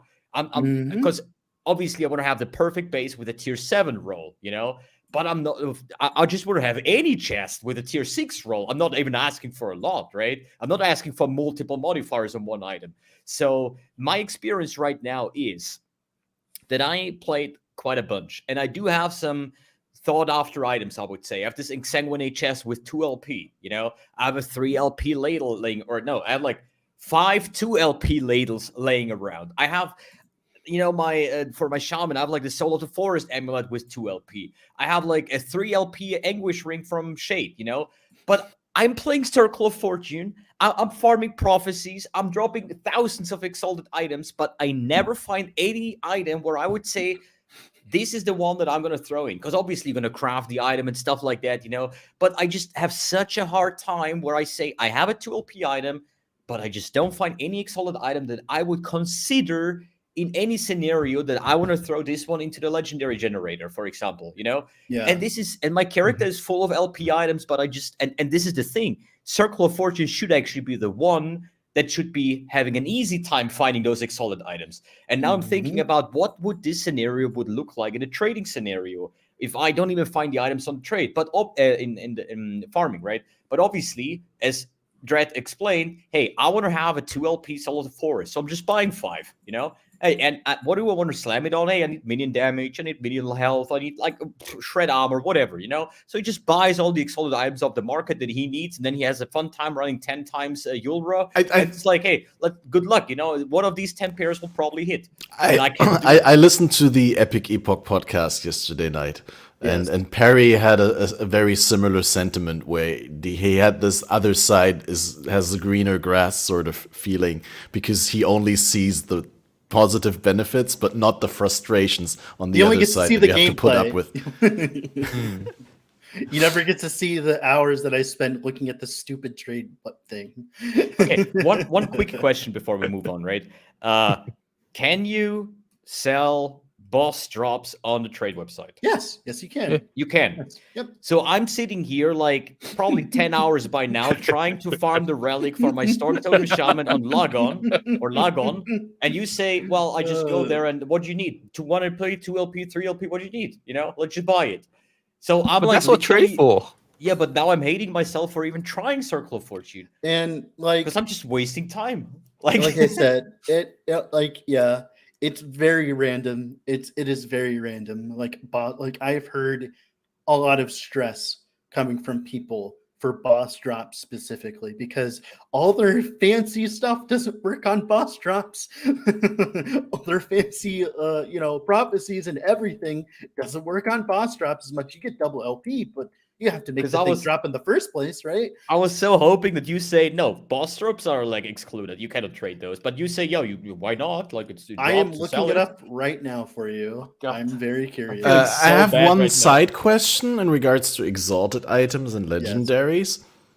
Yes. You said 2 LP? And I had something else. Oh, that's like going for to make you feel any better. There's like 12 on the market, but they're all like 20 million gold. So like you could farm for it. It would take a little bit of effort. How many hours of farming is that approximately at 300, 400 like corruption? A day or two, like 3 days, 4 days. Like it depends because the market kind of dead right now in terms of people buying your items. Like for instance, I have 717 items listed on the market, and I get like a sell every maybe hour. Okay, and sales do make a significant part of your gold income. Yep, it does. Versus drops. Unless you're going super uber duper corruption, then like it starts going half and half. By the way, 1 LP on this relic is already very uncommon. So asking for 2 LP is already like probably a week of grinding a shit boss to maybe be lucky once. So I'm not talking about like some random ass like low LP, like hey, somebody found a 4 LP torch, Firestarter torch. You know, this could definitely happen because it has such a low level unique and they can drop it 4 LP. But this relic is actually a rare drop, and it's already uncommon with 1 LP. So I was just joking saying like 2 LP, but apparently there's 14 on the market. Well, yeah, but they're all like 20 million gold, though. Who cares? They exist. I still think that as someone playing the game for the first time and looking to have fun as a content creator and like a fun time with the viewers, I still think COF is really good because it I agree. It lets you see more of the game. It presents you with more of the items, with more of the mods, and you get to engage with that a lot more. Yeah, sure, Yeah, you spend a lot of time reading through those things. If you don't understand the game at all, like if you're new, MG is absolute hell. It's like playing. Because you need to know what you're looking for. The searching is not that great as well for like the interface. And at first, from their post, I thought when you look up a unique item, you can actually search for affix by affix, but I seems to fail to find that. I'm not sure whether that is not on or it's just me. It's annoying. So like for instance, one of the main strategies I've used to find items that are good, I pick 2 affixes for Exalted anyways. I pick 2 affixes, I list them at tier 5, maybe on the base I want, maybe not. And then I go into the rarity and I type in Exalted. I put in Exalted. So it'll at least have 2 tier 5s that I want, and one of those might be Exalted. And then I still have to sift through like 20 results. But at least then I can somewhat get an idea of what's up there, right? Like it's still painful. Like imagine playing PoE without the trade website, without without a specialized loot filter to show the good stuff, without I'm trying to think like things like for instance the trade macro, without the trade macro, without all these things, without dump tabs to put like I can price like 1 divine like or whatever, right? Like stuff like that. You can't do any of that. Like if I want to put up 100 items onto the auction house, which ends up being like what I end up doing, my current gameplay loop is farming up to 100k favor and then putting like 100 items on the market. I take my sell tabs and I take those and I put them on the market. I don't even price check them unless if they're GG drops, and I I list them for a bulk price. I have to copy and paste 150k, copy paste 100 times in a row, and it's awful. Yep. It's awful. That does sound terrible. The MG plays. It just boils down that you doesn't feel like you're actually playing the game at all. Like every time I went into the bazaar, it just feels like I'm wasting my time trying to list stuff. Like even as I said, I'm low rank, I'm just listing it for 0. Then why am I even listing stuff? But I need the favor for the reputation and yada yada.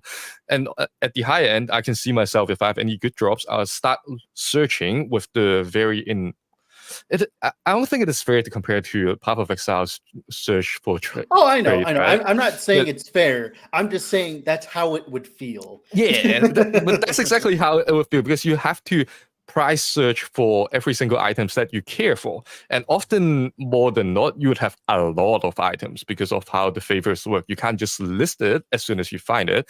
And I also really dislike how we have to, if we travel to the bazaar or even to the Circle of Fortune place, we have to click on travel to there, and then the maps take us to that spot, and then we have to click an extra click to there. TPS, yeah. It should just TPS. Yeah. It's been a fun time. I mean, this is all that we're discussing here is just basically feedback, and this has been out for like everybody's giving the feedback, and that's what I'm saying in the first place, like an hour ago or so, where I said like it is going to be so crucial. What are going to be the next steps for EHG? What are they doing? How much are they listening to the community? Because everybody says like, hey, listen to the community. But if every game developer would do that, we just have shit games, because like 99% of the stuff that people are saying is actually stupid because it doesn't make sense in the developer side or in the game side, because they don't think out of the box, right? I just think of the day 9 video. We have like so much feedback, and I'm so curious on how this is going on, because I don't know if you want to like continue this Merchants Guild discussion, because I want to tackle on another thing, and this is what about the bad things about the game? What are the things that you currently hate and would like to see change? I'll let you guys start first. hfok. All right, start. I have a list. hfok, go first. Cat must go. Well, okay. So first of all, I want to go back into a monolith after I poured it out. When I pour it out, like I often like just press the thing, click the portal, and then I'm out. And the moment that I'm out, I see, oh wait, there was an item that I wanted. Oh no, it's gone, because I can't re-enter the same zone again, right? And it's just stupid. It's my mistake, I know, and I could do it to a point. I can play the game. I can change my style to the point where it's not an issue. But I think it's for a lot of people. Like a lot of people try to go fast and make that mistake, and it would just eliminate a lot of unnecessary friction for people. And then another thing that often happens to me, and I know they've said publicly that they're working on a function that allows you to lock your items in your inventory slots, but a lot of people accidentally swap their weapon when they're trying to like vendor stuff, and then swap it with the weapon, and then vendor their weapon when they actually correct holding down the wrong button. That doesn't happen to me anymore. It happened like prior to release at some point, but like what happens to me sometimes, and one time is I notice, wait, I'm not wearing a weapon. Where did my weapon go? And It's in your forge. It happened once, but once I also apparently unequipped it in the middle of a map and dropped it on the ground without noticing. And that's to be fair, I have that in PoE also with Flask. It might be player error. It makes me love the lock feature from Torchlight Infinite. I don't know that one, but they're probably going to implement that, right? And rip my +4 lightning blast helmet that I like. That was so funny. I was recording a build guide, and I'm like, wait, what is happening here? Where is it? You know, and then I realized I was like going over the gear. Okay, I have like this +4, and I go over and it shows +3 rune bolt. I'm like, where is my +4 lightning blast helmet?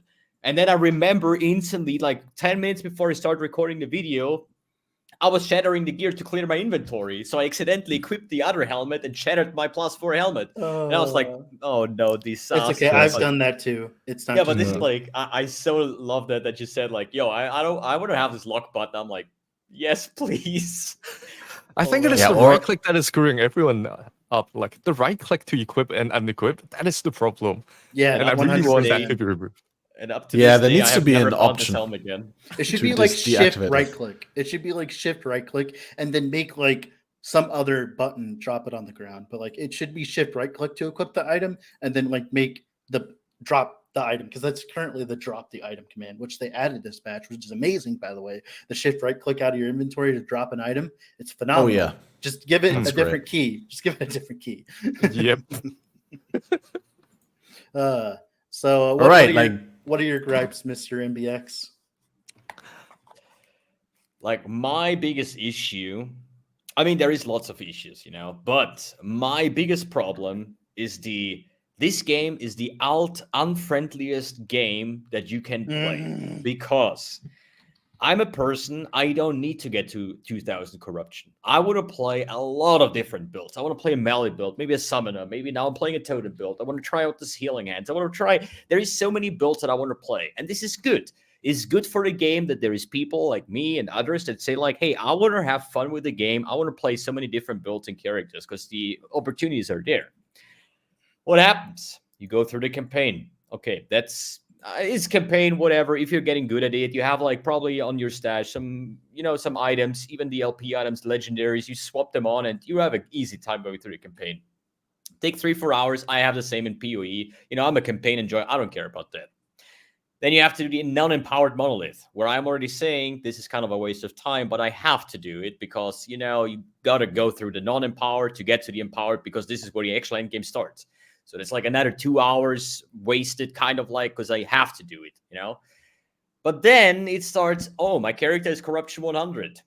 Great. My other character is 500, and I already have the gear prepared on my stash. I could instantly go 500, but I can't.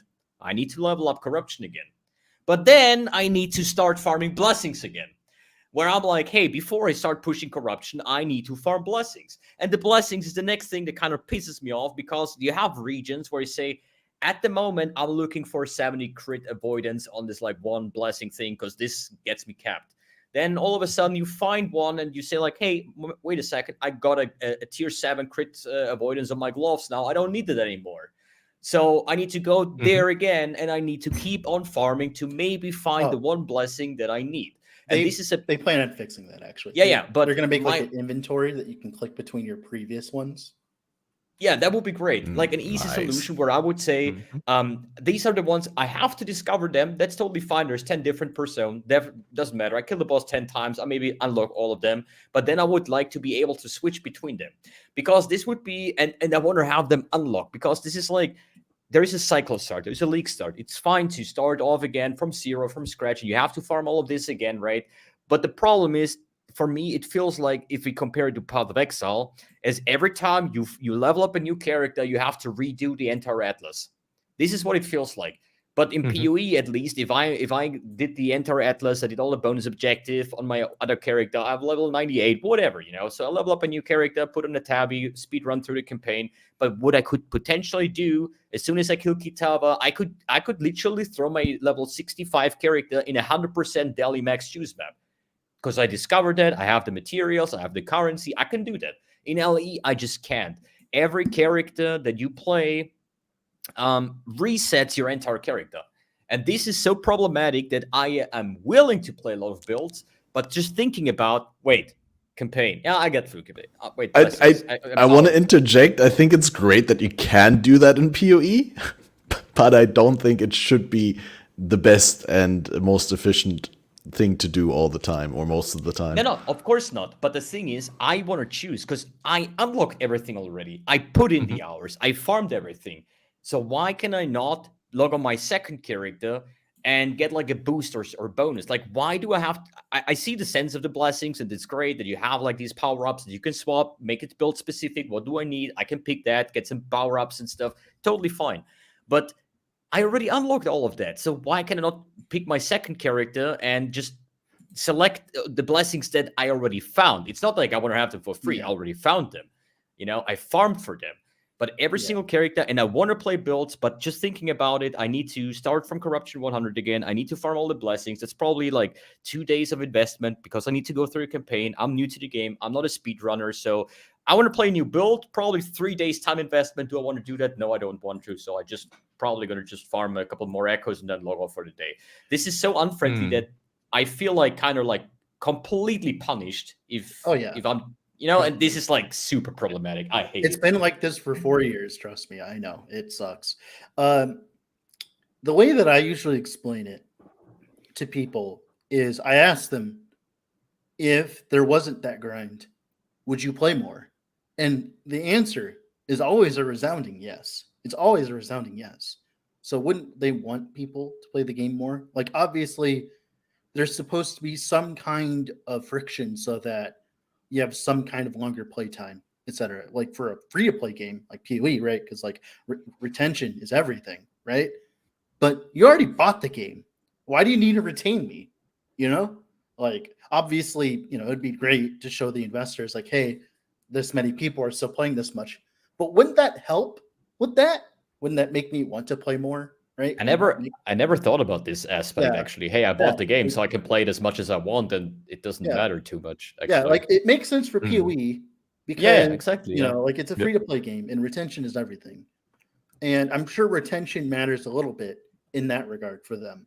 But like, wouldn't that make retention better by making it easier to play new builds? Because like, I think we have to. Sorry, I didn't mean to interrupt. No, go but ahead. I guess Go I kind of Go did ahead. already.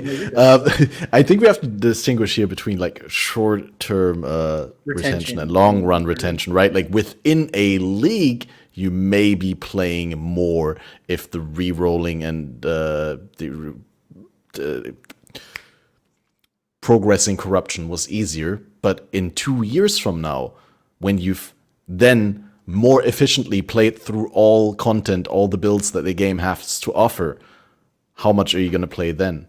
But the question is, again, like you said, you already bought the game. Whether they care whether you reach the end of your playtime this year, next year, in 5 years, or at the end of the league already? Like I don't know. But I guess they do want to have their numbers up for just the hype, Steam charts, and so on. I don't think that's the case, or I mean, like I think that like it would be stupid of us to think that that isn't the case though, because like for a small portion, like a small part, right? Like obviously it's not malicious. It's just well, like, I'm not trying to say that this dictates all design decisions, but it is definitely a factor to be considered. Exactly, it's not malicious in any way. Like just like how like when a YouTuber asks you to like and comment on the video, that is not malicious. That's them trying to put food on their table, right? It's like the same thing. It's like if this is what they have to do to make sure that they can put bread on their table, that's fine. But I don't think it's that. I think it's just they just haven't gotten enough feedback about it and fixed it. Because like we said, like you already paid for the game. Like I think getting through the campaign on a new character is fine. I think getting to empowered monos is a pain in the ass. Just having to go through normal monos all over again. I think that's a pain in the ass. I should be able to just like use a thing like a button or a key and kill a boss. Like make the boss moderately hard, kind of like the difficulty of like a tier 3 driller or something, right? Maybe just a new dungeon. Yeah, a new dungeon. Yeah, because exactly. And do that, and then it would unlock empowered monos for me or something like that, right? Or just make it so I can go there when I want to. Because like I said before, like the other day on the Epic Epoch podcast, I was like, if I'm leveling a new character and I get to Endgame and I'm level 40, I'm not going to go right into empowered monos. I'm going to go farm some normal monos till I'm like level 70. And then I'm going to go to empowered monos, right? And that's kind of the key word. Let me decide what I want to do. Yeah. That is the point, And at the moment, it feels like I feel forced to do a lot of stuff that I actually just don't want to do, but I have to if I actually want to enjoy this new build in the Empowered Monolith. Yeah. Because this is where I'm going to, I'm playing a new build, and what I want to do is I want to start pushing corruption, see how far I can get. But in order to do that, I need to do so much useless, random stuff, and I cannot skip it. It feels arbitrary, right? It just feels exactly. Like we Give just have to go through the choice. If I want to do it, if I want to get myself through this stupid grind, let me decide. But don't force me to, because this is exactly what happens then, that people like me are like, yeah, I know I would enjoy this build, or I would like to try this build, but I'm not, because I just don't see myself doing the same garbage over and over. I'm not saying garbage, but if you have done it a couple of times, you kind of feel forced to do it. And this is something I absolutely dislike in the game, where I feel like, they force me to do stuff that I don't want to do. Yeah, like for instance, to put it in Path of Exile terms, right? When you level a new character, we're going to ignore the entire existence of 5 ways here when I talk about this, okay? Just so you know, we're ignoring the existence of that. When you get to maps in Path of Exile on a new toon, new character, do you instantly straight for tier 16s? No. Like your atlas is completed. You could go do it if you wanted to, but you're not going to, right? You're not stupid. You're going to go do some like tier 1 maps, and then like tier 6 maps, and then like some tier 8s and all that, and then go into tier 16s. You're going to be smart about it. And it's like, you have the ability of doing that. We're, like I said, we're ignoring 5 ways here, but like in LE, it feels like I have to redo my entire atlas every single time I want to play a new character. And that's what I pointed out before. Like, imagine leveling a new character in PoE, and you have to like fill your atlas every single time when you play a new character. Every time, starting from tier 2, unlocking tier 2s, tier 3, tier 4, tier 5, until you're able to do anything tier 16. Please, no, dude. I'll play 1 or 2 builds maximum per league, and that's it. Yeah. I think the problem. Sorry. Yeah, go for it. I was going to ask for other pet peeves, but if you have something to say, I think the problem here is that they don't have enough of an end game, and they don't want us to jump straight from a 1k corruption to a new characters and then start asking for better balance. We have to go through that. So I actually think that they deliberately slowed us down at this patch, at least, because the next patch is supposed to be a monolith expansion. And if we have to keep on repeating the same monolith and empowered and with an expansion of the monolith, that will be too much. Yeah, but right now, that was my tinfoil hat theory from the other day. That's been my tinfoil hat theory. Obviously, I don't know if it's true or not, but it's definitely been on my mind what you're talking about right now. Continue. And we don't know how the monolith will be expanded, but if this stays the same, and I would assume it is on top of empowered monolith, it doesn't make sense to me if it's just a normal monolith that get expanded, but not the empowered one, right? So at that point, if they don't allow the progression of monolith and the empowered monolith to be account shared, I will have a bigger problem with them. But right now, if you let's say made a warlock that got you to 1,000 corruption, and now you played let's say shaman, and that can only get you to 500, and what most people would do is they jump straight to the highest, and then they couldn't play, and they'll say, oh, the balance isn't good. But then sometimes it can be the player's fault that they try too hard at the first place. If you recall what Jonathan said in the interview with the PoE 2 stuff, they also said that this league affliction, they have put make it too easy for people to reach the difficulties, and without any cost of that. And I'm worried that I think they're worried about that. There's no cost for the new tune to use it because there is not a map system. You don't need to save up a lot of maps and whatever. So this will be their way to kind of limit you to slowly test your thing. But I think it is just a bit too slow. Yeah, I like that line of thinking. That makes a lot of sense, actually. That they did just because for players like Dread, right, and MB Extreme, or in general streamers who do play a lot and who kind of get a grasp on what they're doing really quickly, it makes sense to be able to bypass that sort of progression.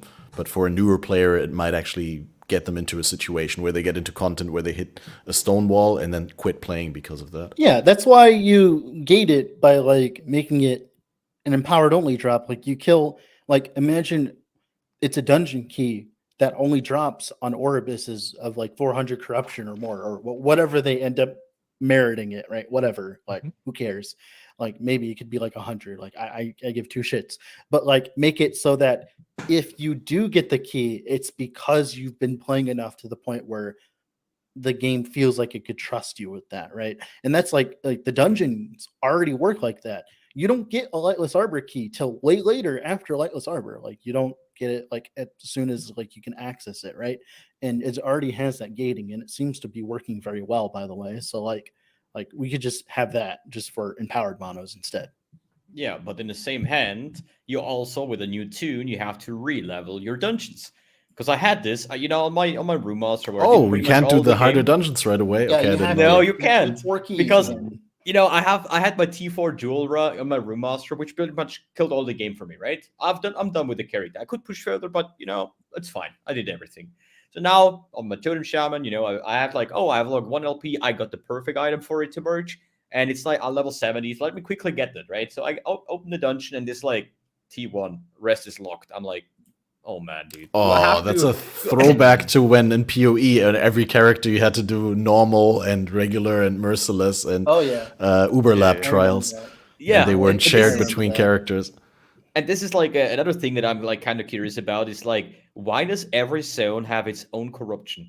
This is like, in my perspective as still a new player, right? So I'm pushing like 1 to 500 because I know I'm gonna get a bonus for every other things, right? But hey, if I can push this timeline to 500, then I'm pretty sure I can push the others too to 500. I think so, right? Like, what is the point? And there is notes where I can lower the corruption. There is notes where I can higher it. But the essential thing is, I pushed one timeline to 500, and then I need to like, oh wait, I need to push the others now too. So there is tips and tricks where you can like force it faster. But in the end of the day, I still have like a 4 or 5 hour. I mean, first time to 500 takes me like 10 hours. On the second timeline, it takes me like 3 hours maybe. But it's still 3 hours where I say this is kind of a wasted time. It's like because it's like you to unlock red tier maps, you had to do like 200 white maps or something like that. Like that's what it feels like on your new character. That's what it feels like. Like I'm sorry, kind of like that. And this is also like something it's like weird, you know. Yeah, I think it feels more like you have to find your voice stone again and again and again. That's what I feel like at the moment. Yeah. Void stones have a limited number of uses. But this is like the thing. Disappear. Those were the things that are clear in my mind. If I go my alt character and run this dungeon, I need a tier 3 to merge this legendary because it's item level, I don't know, 85 or something, right? And then I see that I'm not. This makes me like, wait, why? It doesn't make any sense for me, you know? Wait, I have a better one like that. Now that we're already like sidestepping to other pet peeves or minor gripes with the game, and that is, why does a legendary have to be made from a legendary potential unique and an exalted item? Why does it have to be an exalted item? Why can I not choose to use a regular rare? Because the outcome will be worse, right? Why should I use a regular rare? It's to my own detriment. If I want to decide I use a regular rare, then I get a potentially worse outcome. So why can I not do that? I actually only learned that the other day because I thought, well, legendaries are just uniques and rares smashed together. You can use any rare. And then I found out, no, only purple rares, only if they're exalted. And now you modify your exalted item, right? And you're trying to free up a stat, for example, and then it removes the exalted stat. It's no longer exalted and you can't use it anymore. And a lot of the times I was trying for my second character, I wanted to make some low level uniques with legendary potential and just throw any stat on there to just see, right? And a lot of times my problem was just I don't have exalted items with the stats that I'd want. And I couldn't make my legendary because I that's what I didn't want to explained farm before. exalts. I have a bunch of uniques that I want to use with LP, 1 LP, 2 LP, 3 LP, but I just don't have the exalts. And Yep. even then, you have your item, you have your 4 modifiers, you have double But I tier had a 7, bunch of tier 6, exalted items. and at the end of the day, you throw it in the shit catalyst, whatever it's called, and you're still gonna roll tier 2 necrotic resistance on it and remove all the other mods. So in the end of the day, you still have a non-exalt mod on there. Yeah, Well, yeah. I don't know why. I think it's gonna be funny when I say this, but I think it's like that for lore reasons. Honestly, I Like expected that that for lore answer. I was going to reasons, call I that think. for flavor Yeah, reasons. It's for Yeah. which I think Games it's have fine. lore? I like I think the point is you're not expected to slam a legendary until you are at the point where exalteds are dropping anyways. So they never assume that you're gonna go and take a rare and slam it into it. They're like, oh, like you want to put good mods on your item, right?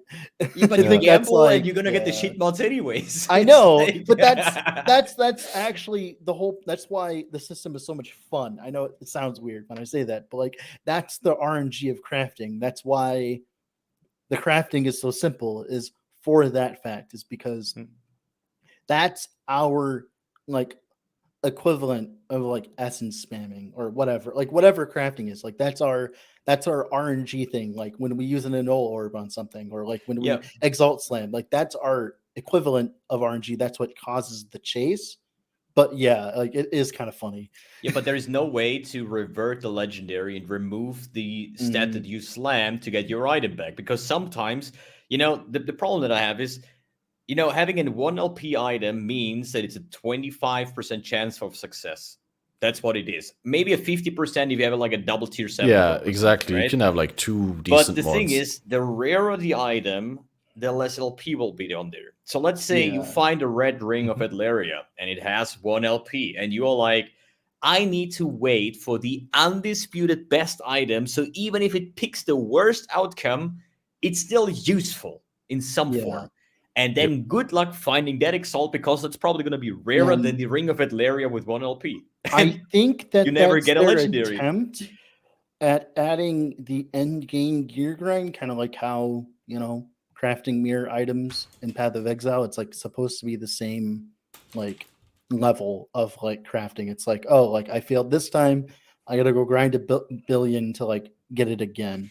And I think the biggest problem of all, like the biggest problem is, since the LP rates aren't in game, you have to go to a different website to find the LP rates. Like, oh, you wouldn't know that a Wings of Argentus has 115 LP requirement, meaning that it will never drop with 2 LP or more effectively, right?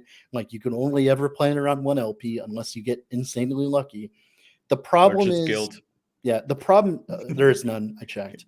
There's only 1 LP list. But so the problem becomes what people expect versus what people are actually going to get. So like, for instance, in PoE, when you see a 6 mod perfect tier implicit mirror item, right?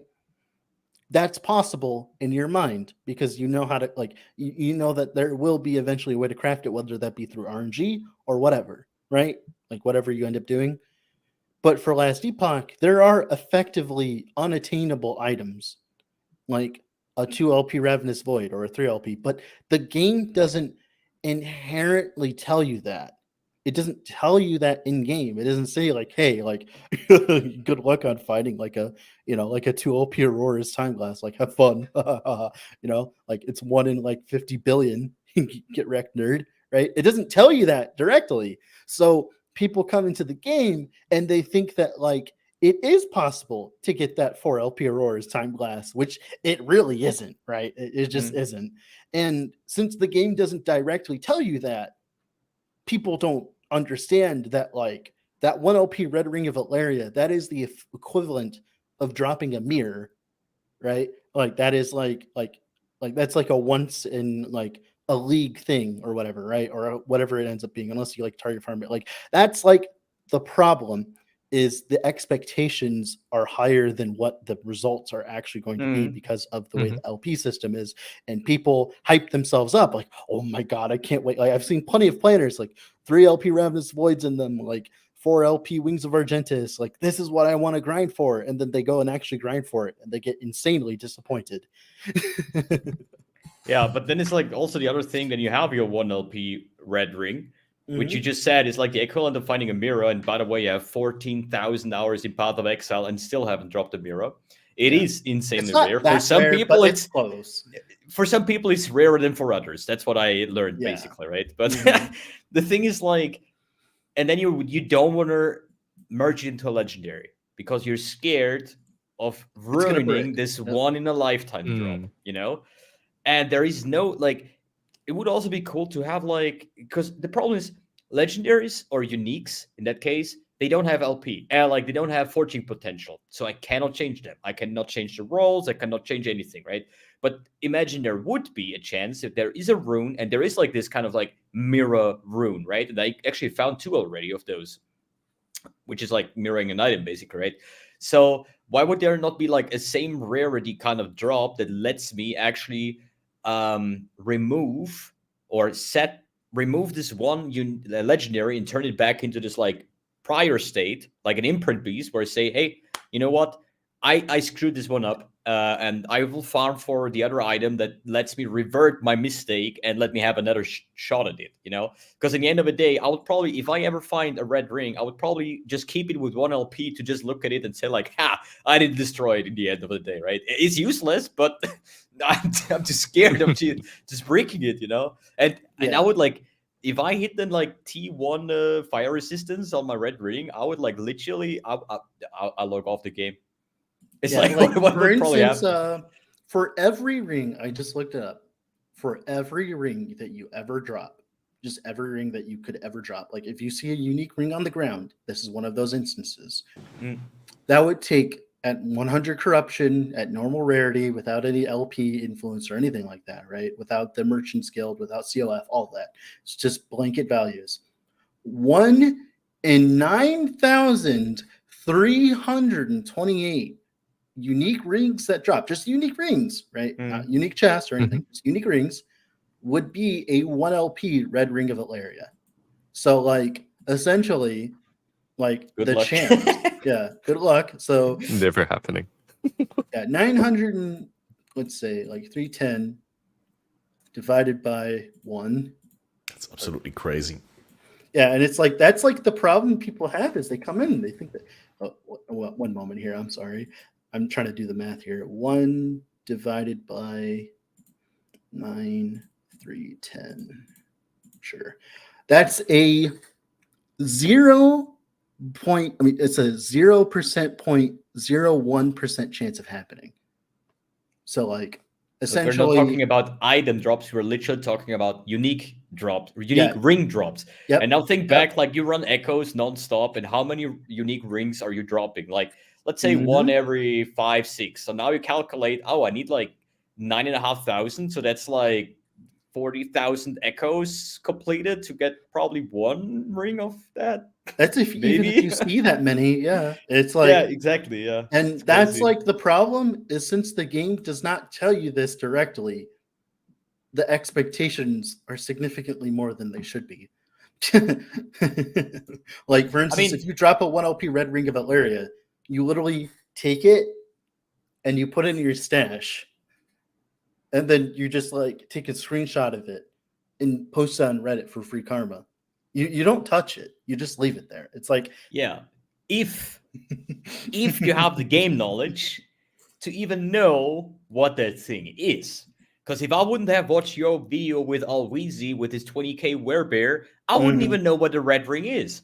Yeah. So I'm new to the game. I'll play CUF. I drop this red ring and I'll just look at it and I'm like, throw it on a stash or even vendor it because like whatever it is, you know, if you don't have the knowledge of knowing what item is worth what and how rare it is and what is actually what insane I just found that I didn't even realize. And that's also one of the reasons why I did not pick the Merchant's Guild, because if you don't know what stuff is worth, you know, you kind of lose basically, right? But maybe I found already an item that is crazy to other people that are knowledgeable in the game, and I was like, throw it back on the ground and pour it out because it doesn't look good to me. And you're like, bro, what the fuck? You're so pretty. Yeah, did you yeah. done? I'm That's closing the honestly stream, man. I'm done. That's honestly Unfollow. the other side of the coin. Why, like, as a new player, you don't want to play merchants, because A, you need to know what you want, and B, you need to know what other people want. Oh, Yeah, exactly. It's, so I it's like like what a- I like what C2 Gaming said. Is the argument here that there shouldn't be tier 0 uniques? No, that is not the argument. The argument is the game should tell you how fucking rare it is. Like, if it drops like that, it should tell you how rare it is to get this. Like, it should literally, if you hover over an item, okay, this would ruin the mystique and all that. Obviously, it ruined the fun, because imagine they did this in PoE. But if you hold Alt on the item, it'll tell you the rate and the drop chance of it, right? If that wasn't enough, then I don't know what would be, right? But the problem is they can't do that because that wouldn't be fun, right? yeah, but there is still omega ultra rare items that are mediocre at best. Yeah. So yeah, even if it's rare, it might still not be useful because it's like a super off meta build. So, you know. Yeah. My question will be, is there any ARPG that actually tells you how rare an item it is? Because I can't really think of any single ARPG out there that does that. Like even the Headhunter or Mage Blood or even the Mirror Drops doesn't tell you with the default filter. We as a player or community that set the things to Ching or what red and white. So was that necessary? It's not, but what the problem is with the way that the LP system goes. Like, you see that it has 1 LP, 2 LP, 3 LP, 4 LP. You see that it is technically possible. You know that it is technically, on a technical level, you would technically eventually see a 4 LP Ravenous Void. And that's just an experience, right? Knowing how LP stuff works, right? Like, it's just an experience not knowing, right? And it's like the same equivalent of like seeing that a Mage Blood could drop double corrupted. It could, I believe, right? In certain circumstances. So that's what I'm expecting for. That's like the same equivalent to this, right? And since the LP is so readily easily seen, right? Like, you see LP all the time, right? You're like, oh, like, I see LP all the time. Why wouldn't a 4 LP Ravenous Void drop? Right? That's not like why wouldn't I assume that isn't in the game, right? And since, like when you drop a Mage Blood, you don't see that it's double corrupted, right? You can't, like, you can assume. Well, yeah, it drops an identified, so you see that.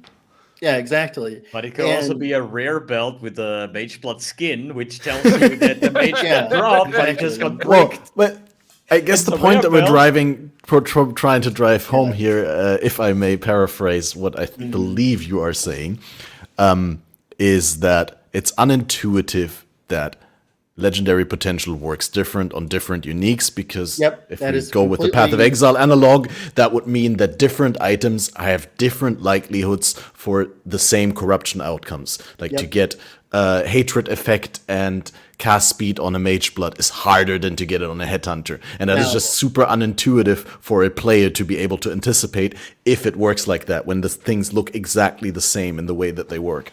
Yeah, and that's like the problem is, like, LE is very simple and very easy for the most part to understand at the beginning, right? Like, you start it, everything makes sense. There's a game guide, you can read it.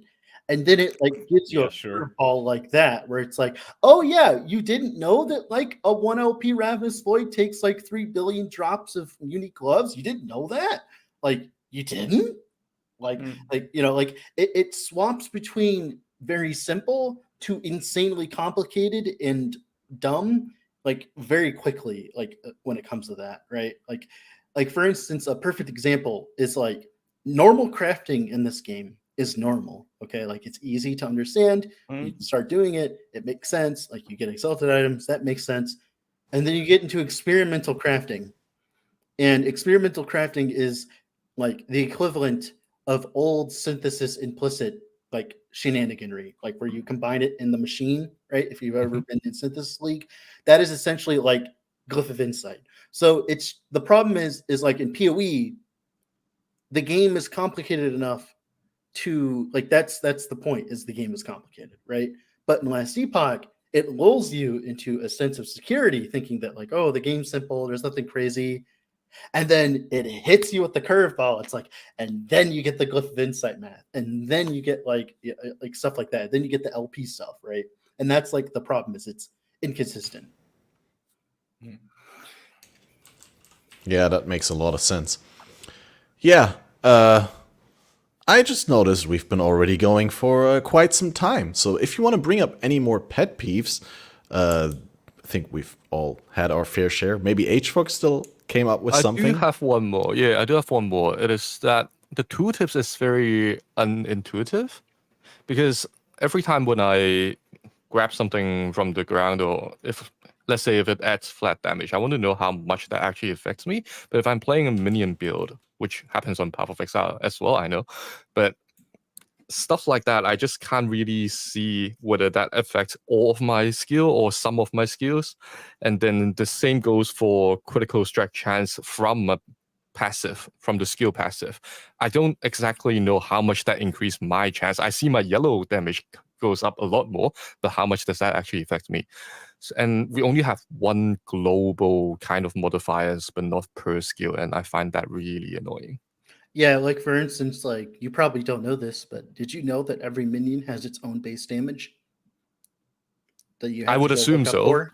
Yeah, well, I would but assume they're so. drastically different from each minion. It's drastically different. Like some minions have 20 flat as their base damage, and some have 100.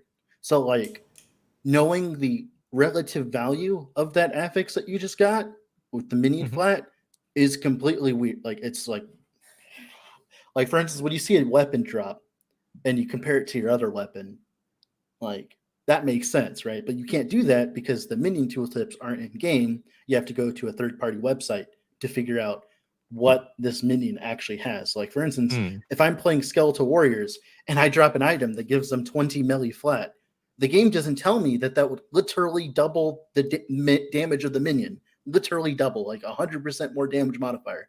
You wouldn't know that, now would you? No. And there's probably other minions that are a lot stronger, where the like 20 flat damage is like a 10% damage increase, and you feel like you don't even notice it, you know? Yep. Okay, yeah. Yeah, and that's the problem that you're finding. And the other thing, because I was playing a Warlock, I think the damned chance was not actually on there with all the elements. Like every single thing, like poison, ignite, bleed, those are on there. But in damned chance, I have no idea how much I have, and I can't tell from my skill either. So they do know about that. The reason why that isn't fixed is because they're remaking the whole system. They're still remaking that system, like the character sheet and all that. They're still remaking it, and they just haven't done it yet. Like they're still in the process of making that. At least that's what we've been told. So that's why like it hasn't been updated since then, is because they're still working on it. Same as with like totems and minions, because you see minions in your sheet, but you don't see totems. So if you get a 10% and totem scale of both minion and totem stuff, you know, so 10% totem damage is the same as 10% minion damage. But in the sheet, I see 10% minion damage. But if I have 20% critical strike chance to totems, I don't see anything because there is no totem listed whatsoever. You know they are both scaling the same, but you don't see it.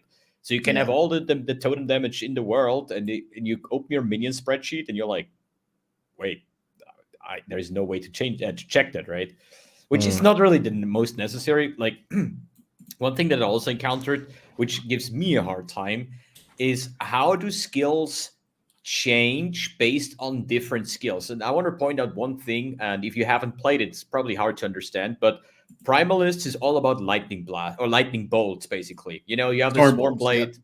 You know, you have the Swarm Blade with Tornado that can shoot out lightning blast. You have Maelstrom that can shoot out lightning blast. You can the Werebear. You know, it's like many different rampage thing. You know, there's shit tons of things. You know, but then there is this new skill that they introduced for the Primalist. It's called Gathering Storm, which is a combo attack from like a melee function as well as Storm Bolts. Okay. But there is certain points where I can skill damage increase on the Gathering Storm tree that will affect the storm bolts that I proc with Maelstrom, but not all of them are doing that. And there is it's a wording thing sometimes, because if it says Gathering Storm, it only affects that. If it says your Storm Bolt something, and if it says Gathering Storm and Storm Bolts, it also works for something else, but not for the other one. So it is very complicated to figure out.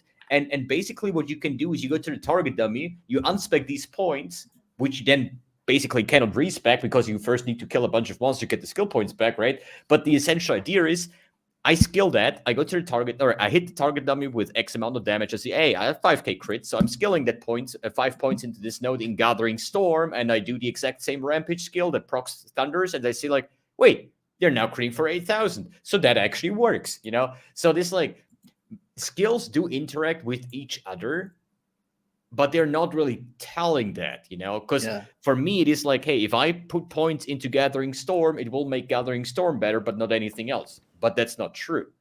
That's half my job, though. In BX, that's half my job though right now. Yeah, but I remember you'll find a new one. There's plenty of things to explain. The thing that I wrote you the other day on Discord, right? Yeah. Or did I whisper Alweezy about it? But the thing is some things work and some don't. But for me as a player, and I wouldn't say I'm an unexperienced player in the ARPG. You play Path of Exile, for God's sakes, right? So I do understand things. But the thing is, I'm a player. I want to understand things. It's not hey, I've just copied Dread and character works. I did 500 corruption, and hey, I'm a happy man. No, I want to know, why do I do so much damage? What are the factors? And up to this point, for example, my Lightning Blast Rune Master, which is your typical, let's say, arc character in PoE, pretty much, with Impulsor. That's pretty much it, right? I have no idea if crit multi, let's say I have a legendary, and I have the chance. Do I get armor shred on it? Do I get crit multi on it? Do I get a critical strike on it? In PoE, we have Path of Building. I import my character, I go into config, and I just add 100 crit multi, or I don't know, any other stat that would probably benefit my character. And I see, based on the calculations, that crit multi is just better. And I know I go for crit multi. That's the decision that I make. In Last Epoch, I have no clue. I don't know if armor shred is currently better than crit multi or critical strike chance, or maybe flat damage is the way to go because my flat damage is garbage. I don't know about that. And since there is no kind of tool like PUB, I have a very hard time getting the scaling of my character right. Pretty much the same as hfok said with his minions, right? There is no indicators. There is no tooltip information where it says hey, every point here would give you 30% damage, so I can go to another skill point where it gives me 30 crit multi per skill point. It says yo, that's a 90% damage increase. So no, oh shit, dude, my character is full of crit but no multi, so I need multi. There's just no way of figuring out. This is giving me a hard time, and this is probably the exact reason why I have a hard time pushing corruption 300, while Dread is bro, I'm 700. This game is easy, because he knows I don't, and I have no way to figure it out either. Yeah, this is the thing. I believe there's another problem is similar to what you said about Gathering Storm. I find it really hard for Tempest Strike as well. There are a lot of notes it says Tempest Strike, but does that mean it affects both the actual strike, the melee part, and the Tempest part, or does it only affect one part of the Tempest Strike? And some part of the skill tree does mention Tempest, some part of the skill tree does mention Strike. Those are fine. But when it specifically mentioned Tempest Strike, what does it refer? And this kind of happens in the newer skill as well. And I'm so having for a hard that time. specifically, if it says Tempest, it only works for the Tempest. If it says Tempest Strike, it means the Strike and the Tempest. And then if it says Tempest Strike Melee, then it means only the melee. The melee portion of the strike, okay. Yeah. I feel like we've had to figure stuff out like this in PoE as well in the past, right? But we're just at a point where we know these things, right? And then with Last Epoch, it's just everything works a little bit different. And in general, like you guys already pointed out, the game is very accessible, but there's just some points where there's an inconsistent complexity where all of a sudden the game is very obscure and very complex.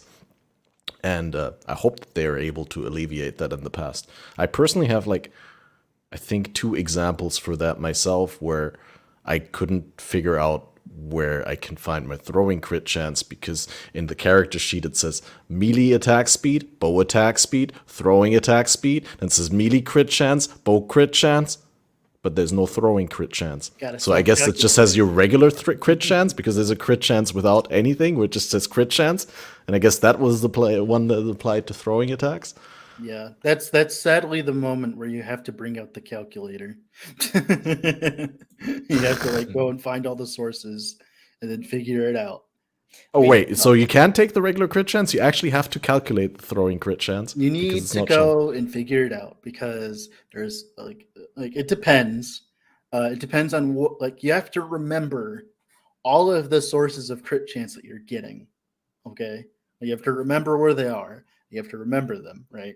It's fine for me because I've been doing this for so long, but for like you got to go remember it. Like, for instance, you got to remember, oh, I have throwing crit chance at the top of Paladin. Okay, I got to remember that. Oh, I have a peak of the mountain. That's 300%. All right, I got to remember that. And then I got to remember all these things. And then I got to make sure I remember them for when I calculate it in the calculator, and then I get what I want. Yeah, what Spookyology said, it will show you your base in that planner, but if you have buffs, it will not. So you have to calculate the buffs, right? Yeah, I was gonna say the buffs, because they don't. Some of the time you can't make them permanently, and it just fluctuates a lot. And I want to know how much that buffs actually buff me, and I can never really seem to be able to tell. Because was that just a lucky crit that I've got a few good lucky ones, and it crits a lot more than usual, or was it that buff that is contributing in that many kind of crits? So yeah, it's just a bit hard at times. But then I don't think POB is the answer for PoE, because I really dislike that argument as well. I know it is good that we have a tool for it, but that shouldn't be the way either. Yeah, like for instance, in Sloremancer, they have a gigantic character sheet with multiple pages, and every single stat is there in that sheet. If you need to figure out, oh, what's my rebound chance for projectiles? Like, go and look. It's right there. Every single stat that could ever exist is there. And that's like what I would want on my character sheet. And then like what in PoE, you know how you can like click on a skill and see its specific stats, right? That's another thing I would like as well. If I click on Tempest Strike, what is its crit chance, right? I want to see its specific crit chance based on everything that it has and stuff like that. And that's like what I would want if they were to do that. I'm just but then it will be so hard. Sorry, go on. No, go ahead, man. I said, but then that will be so hard, because for Tempest Strike, for example, you have 3 different type of melee and 3 different Tempest, so that's 6 skills. And then imagine you're a Rune Master. The Invoker alone is like 40 skills. And imagine how much of a scroll you have to scroll through every single one to find this. They would have to make an exception for that one. But yeah, go ahead, MBX. What were you gonna say? Dude, I was just thinking. Imagine nobody would have PUB from now on, okay? And what you have to do to figure out if a build is good, that you actually have to play it.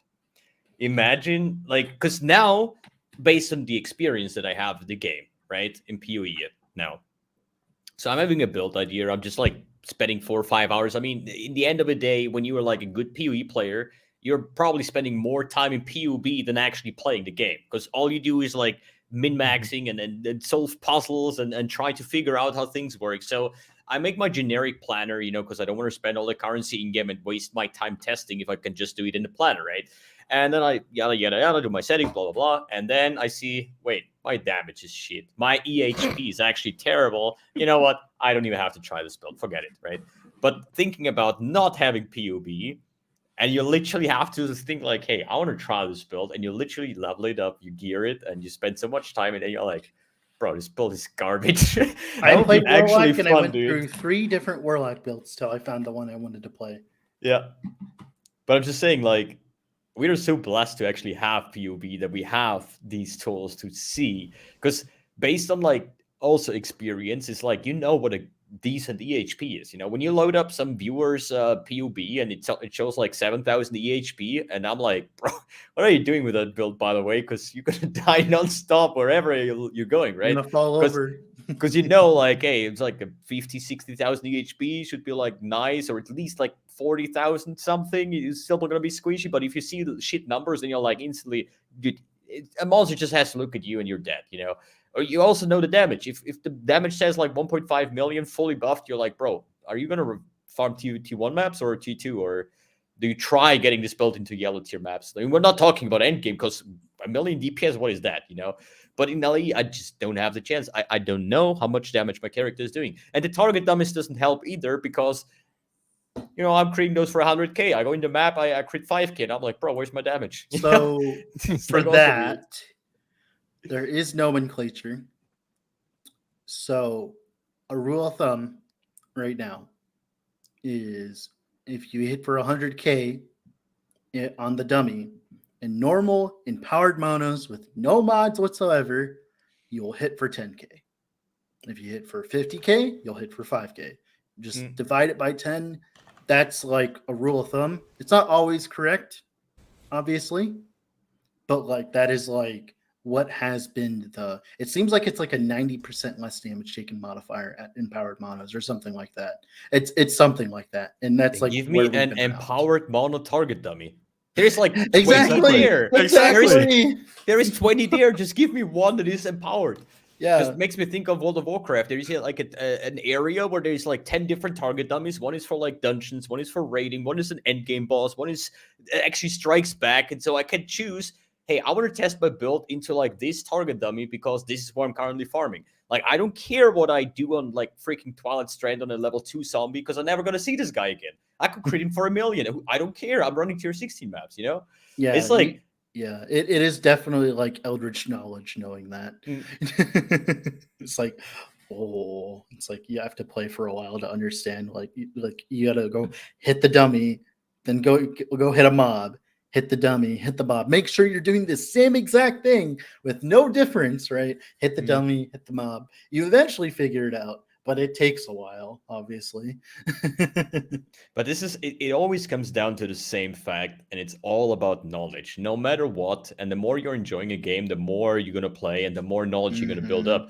Because it's the same, like, you know, and we're talking here about Last Epoch, how we, like me and hfok and Catmaster, have problems doing our calculations properly while being PoE players. Like, this is like a little bit a step ahead, right? But on the other hand, how many hours do we have in PoE and how many hours do we have in Last Epoch? If I would have like 3,000 hours in Last Epoch, I would probably be like really good at the game already. And I would know which builds I like because at this time, I probably played 100 different builds and I figured out already what are my preferred playstyles. Because at the moment, I don't know. That's why my builds are so like hilariously different from, you know, totem character into a cold dot werebear build, into a lightning blast enigma build, into probably next one is going to be a minion because I like in PoE I played 200 different builds and I kind of got the idea of which builds I enjoyed more than others, so I know what I want to play, right? But I'm like still in this like researching phase where I just want to play every build possible just to get a feeling what is possible in the game, which builds do I like more, because I don't want to, like, yeah, I could spend like 200 hours on my Rune Master now and perfect it, but that's not the point. It's not like where I play the game, right? And you know what I want to get better at? So I want to get better at being able in the monolith to tell which part of the map I can actually step on and which part of the map is impassable terrain. I still have that problem. I still have that problem. Yep. It's so hard sometimes, especially with the spires. You see the big blast charging up and you want to dash away. It's like, oh, wait, no, I can't go that far that way. I'm dead. The spires are like, the timing is really spicy balance. I mean, it works if you play it well, but if you get a little bit distracted, oh, there's an item on the ground, let me look at, oh no, I'm dead. It's like, you can't look at items on the ground, and I hope that in the future that they don't implement, they don't go the same route as Path of Exile. They implement like 1,000 things and NPCs and encounters in the maps that you need to interact with while you're getting off screen. But yeah, I don't want to open really another huge topic. Yeah, I think I'm good to go. Yeah, we should round things off here. Okay, you can have the closing topic. I give mine up. What impact does currently Last Epoch have in the ARPG genre? That's a good closing one. I can't really tell you because, like, Hey, I said hfok. Yeah. Oh, Unless you want to leave. You want to leave? No. You can go ahead. hfok. I think it has a lot of impact in the RPG genre. It tells that a game doesn't have to always start complicated, and also it doesn't need a lot of endgame content from the beginning. You can ease people into different stuff, but at the same time, they also shows that trading, as much as most ARPG try to do apart from it, it just keeps coming back to the point that there will always be players that wants trading regardless of what genre you're playing. As long as you can play with friends, you should be able to trade. And I strongly feel that this is the case that they're trying to make. And I think that is, well, I won't say I think, we can see that it has an impact on PoE 2 already. And I think the competition will drive a lot of good stuff for both PoE and Last Epoch and ARPG as a general, because it shows that people really, really wants to play different build, and that I feel is more of the essence of ARPG instead of just farming or target farming for better and better gear, min-maxing. That can be one part of the gameplay, but most people start off with very wild ideas, and allowing players to do wild ideas, I think that's the thing. Yeah. Should I go next? Because I'm going to do the finishing, the closing thing anyway. So I'll just say, I think that two things. It has once again proven that you don't need to be a big $1 million company with a huge development studio and everything to make a good game. This game has been made. They don't even, sorry. As far as I know, they don't even have a studio. That they work intercontinental. Everyone works at home. They do online conferences, and it's remarkable what they have been able to do with their small guerrilla tactics team to make an ARPG that leaves this lasting impact and shows everyone how it's done, and even like showing Blizzard how it's done. Because arguably in many aspects, I do think that Last Epoch is the game that D4 wanted to be. What? You didn't log in for gauntlets? You didn't log in for the gauntlet? What the heck? I logged in for all the meme tweets about the gauntlets. Dude, every time something D4 related gets announced nowadays, Lily just reposts it on Twitter and says, "This is the greatest thing ever." Anyway, so yeah, Diablo 4, obviously, what's the word? Schooled by Last Epoch, and I also do think that they do exert a fair bit of pressure on Path of Exile and on the giant in the space, especially in terms of accessibility. Because I don't know, when I earlier asked about how the game performed in contrast to your expectations prior to launch, you guys or we all answered with our personal experience in the game, but what I was more aiming at was like how it sold and how high the player count went. And I personally didn't think that it was going to go that high. It went like 20 billion times better than I thought. Like, as soon as I saw there was like 200K people playing, I like lost my shit. I was like, holy shit, honey, come here, look, the game that I've been spending my life on for the past 4 years, it's actually doing well. Look, it's actually blowing up. Yeah, it's crazy. And I did think that they have a really good shot at making a lasting impact with the game in the RPG space in the time following release, but that they would exceed the all-time player count peak for Path of Exile on Steam on their very first release, despite these massive server infrastructure problems that we've been experiencing. Can I add a little bit more statistic on this? They actually surpassed 2022 all-time, like from both clients for Path of Exiles as well. 26,000 is, I think it's like 2,000 more than the PoE 2022 statistic. They've only lost to the 2023 statistic. It is how high that they have come. And that is what impressed me by a lot. No, there's not true, because there is still quite a percentage. Because Last Epoch, I mean, now is Steam only. Is Steam only, And while PoE, there is still a lot of like, especially old school players that play on the standalone client that are not No, logged. that is both client. That is both client from the 2023 recap of the GGG's post. If you read it, they'll give you the exact number. Yeah, but what about Yeah. all the people from China?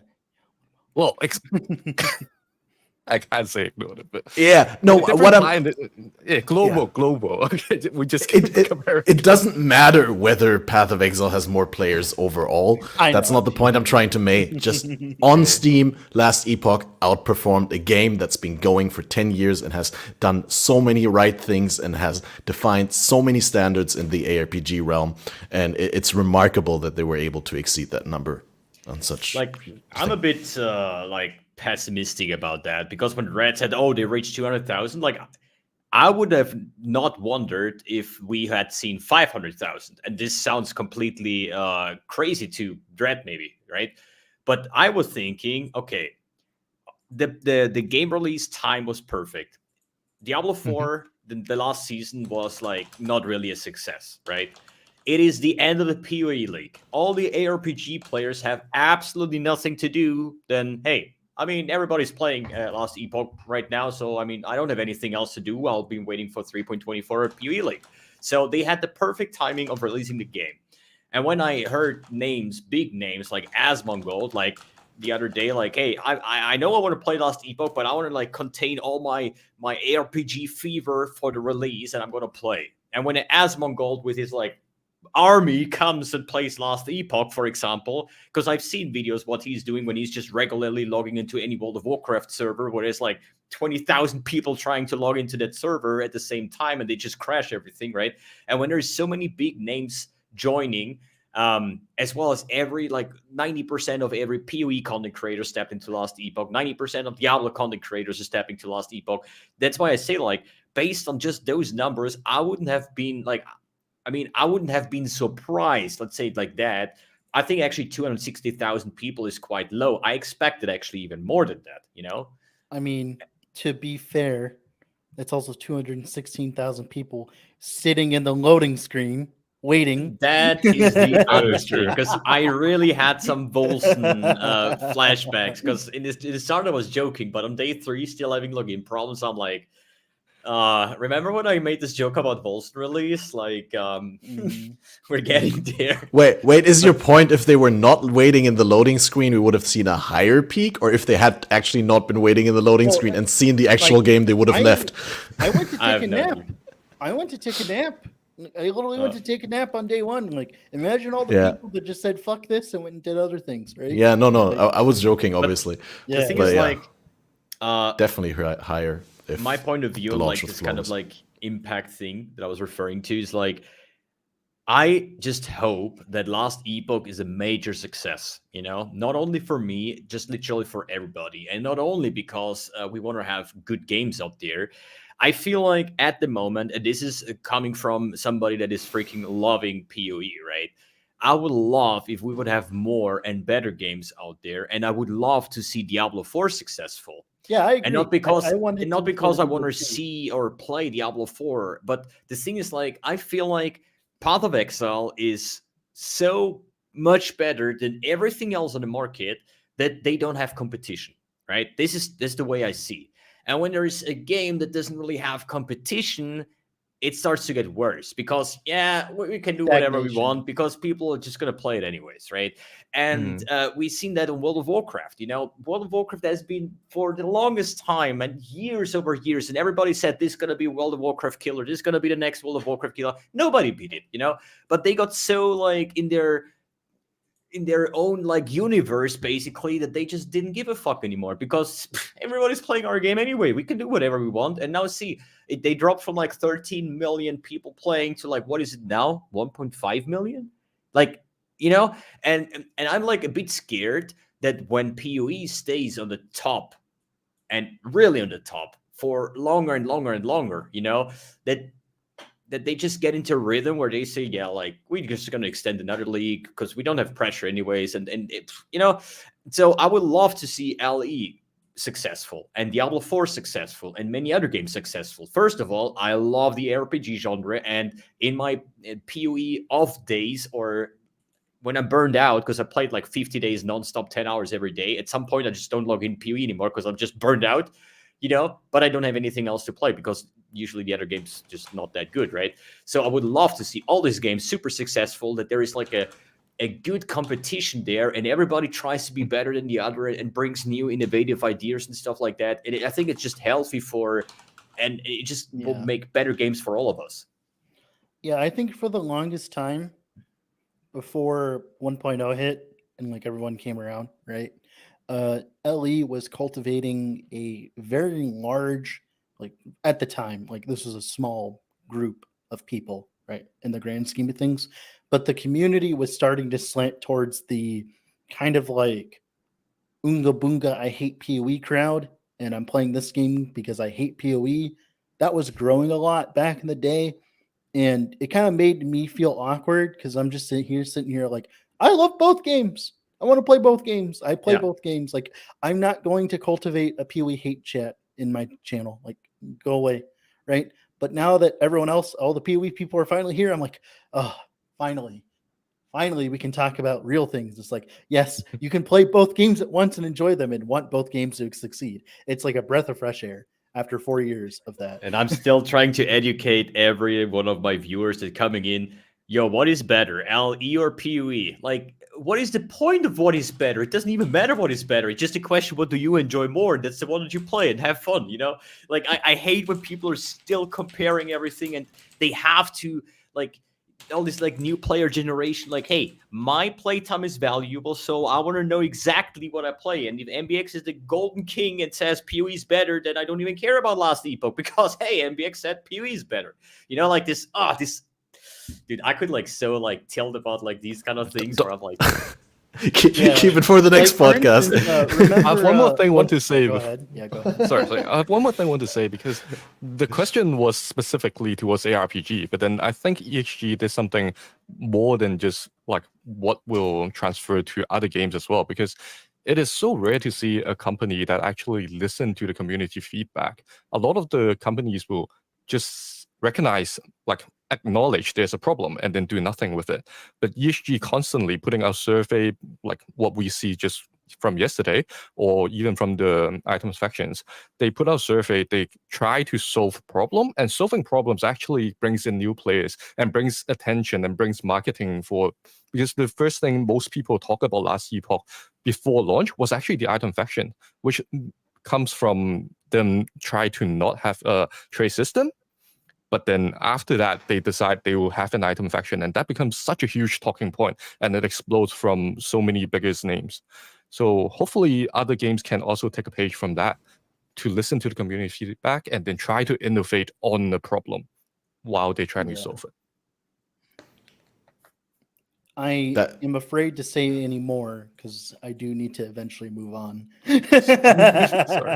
Yeah, I think this is a great cutting off point. We've greatly depleted ourselves, and I love you all, and I'd love to sit here longer with you and talk about this, but I always feel these podcasts are best left on a high note when that feeling is still there, when when not everyone is like, oh, I'm so done with this, I want to go home. Yeah, screw you, MBX, get out of here. Yeah. Also, may I remind you, MBX, you're the one who told me you can't stay up until 4 a.m. because you're an old man, and now you didn't let me finish for 20 minutes. That means we still have like 1 hour and 11 minutes to go, like 3:59.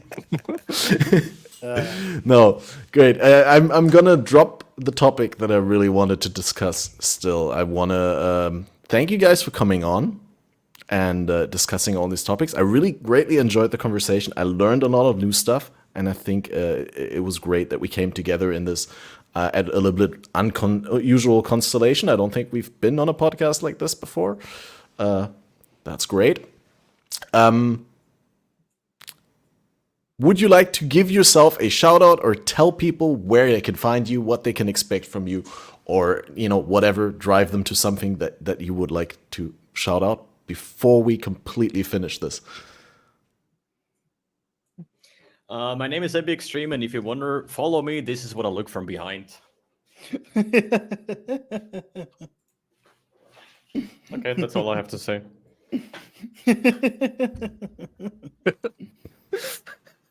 If you want to see where I'm at, I'm Dr3adful on YouTube. I make a lot of Last Epoch content. Odds are you type in Last Epoch, you'll find me. Don't worry, you'll find my thumbnail. And on Twitch, I'm the same, but with double underscore at the end because everyone steals my name. But yeah, even though it's Leet Speak. If you are listening or watching to the podcast on YouTube, the names are linked in the title. So you can just click yourself through from the name to the various links that you have on your YouTube. hfok, what can we expect from you? When is the next coverage for the PoE 2 stuff happening? Oh, I'm still trying to edit it, but then it is just the real life schedule has been really fluctuated with me during, like, for my work. But let's cut that short. If you want to follow me and know a bit more about PoE 2, or especially if you're a Chinese or Cantonese speaker, you can follow me on YouTube at hfok. Yeah. So yeah, thank you for having me as well. Thank you for coming. It was great. And to all you listeners, thank you for sitting through these 160 minutes of podcast and listening. Thanks for the raids from Perry the Pig. And prior to that, we had Pillebrille from the German community. Oh, Dred's link is wrong. I'll correct that. I'm sorry. Dred's link apparently is wrong. I did something wrong. Oh, God. Yeah. So if you've joined during the podcast, you want to listen to it in full, you can rewind on YouTube. It will be live on there. I will re-upload it to the FATED ARPG podcast channel on YouTube, and it will be available as video on Spotify and as audio on other podcast platforms. And we will do more podcasts, so make sure you like, subscribe, help everything that you could do to support the algorithm. We should have ended an hour ago. I would have been able to speak properly still. No, it was too good. I wouldn't want to have it any other way because especially the last 40 minutes, there was some juicy stuff. But if you hear nothing else from me, then the next FATED will be Saturday, 23rd of March, 2024, probably 11 p.m. GMT again. And this will be after the 21st, on which we get all the PoE Necropolis information. So there's going to be tons of stuff to talk about, and we're probably going to do like 2 or 3 episodes before the league just to discuss all the teasers and get through all the infos, inform you about the best league starters and strategies that we see emerging from the information as it unfolds. And other than that, thank you to the ones who've been subscribing and supporting financially. You are shown on the end screen, and we'll see you next time. Bye-bye. Happy gaming. I know a lot of people want to send blankets or water. Just send your cash.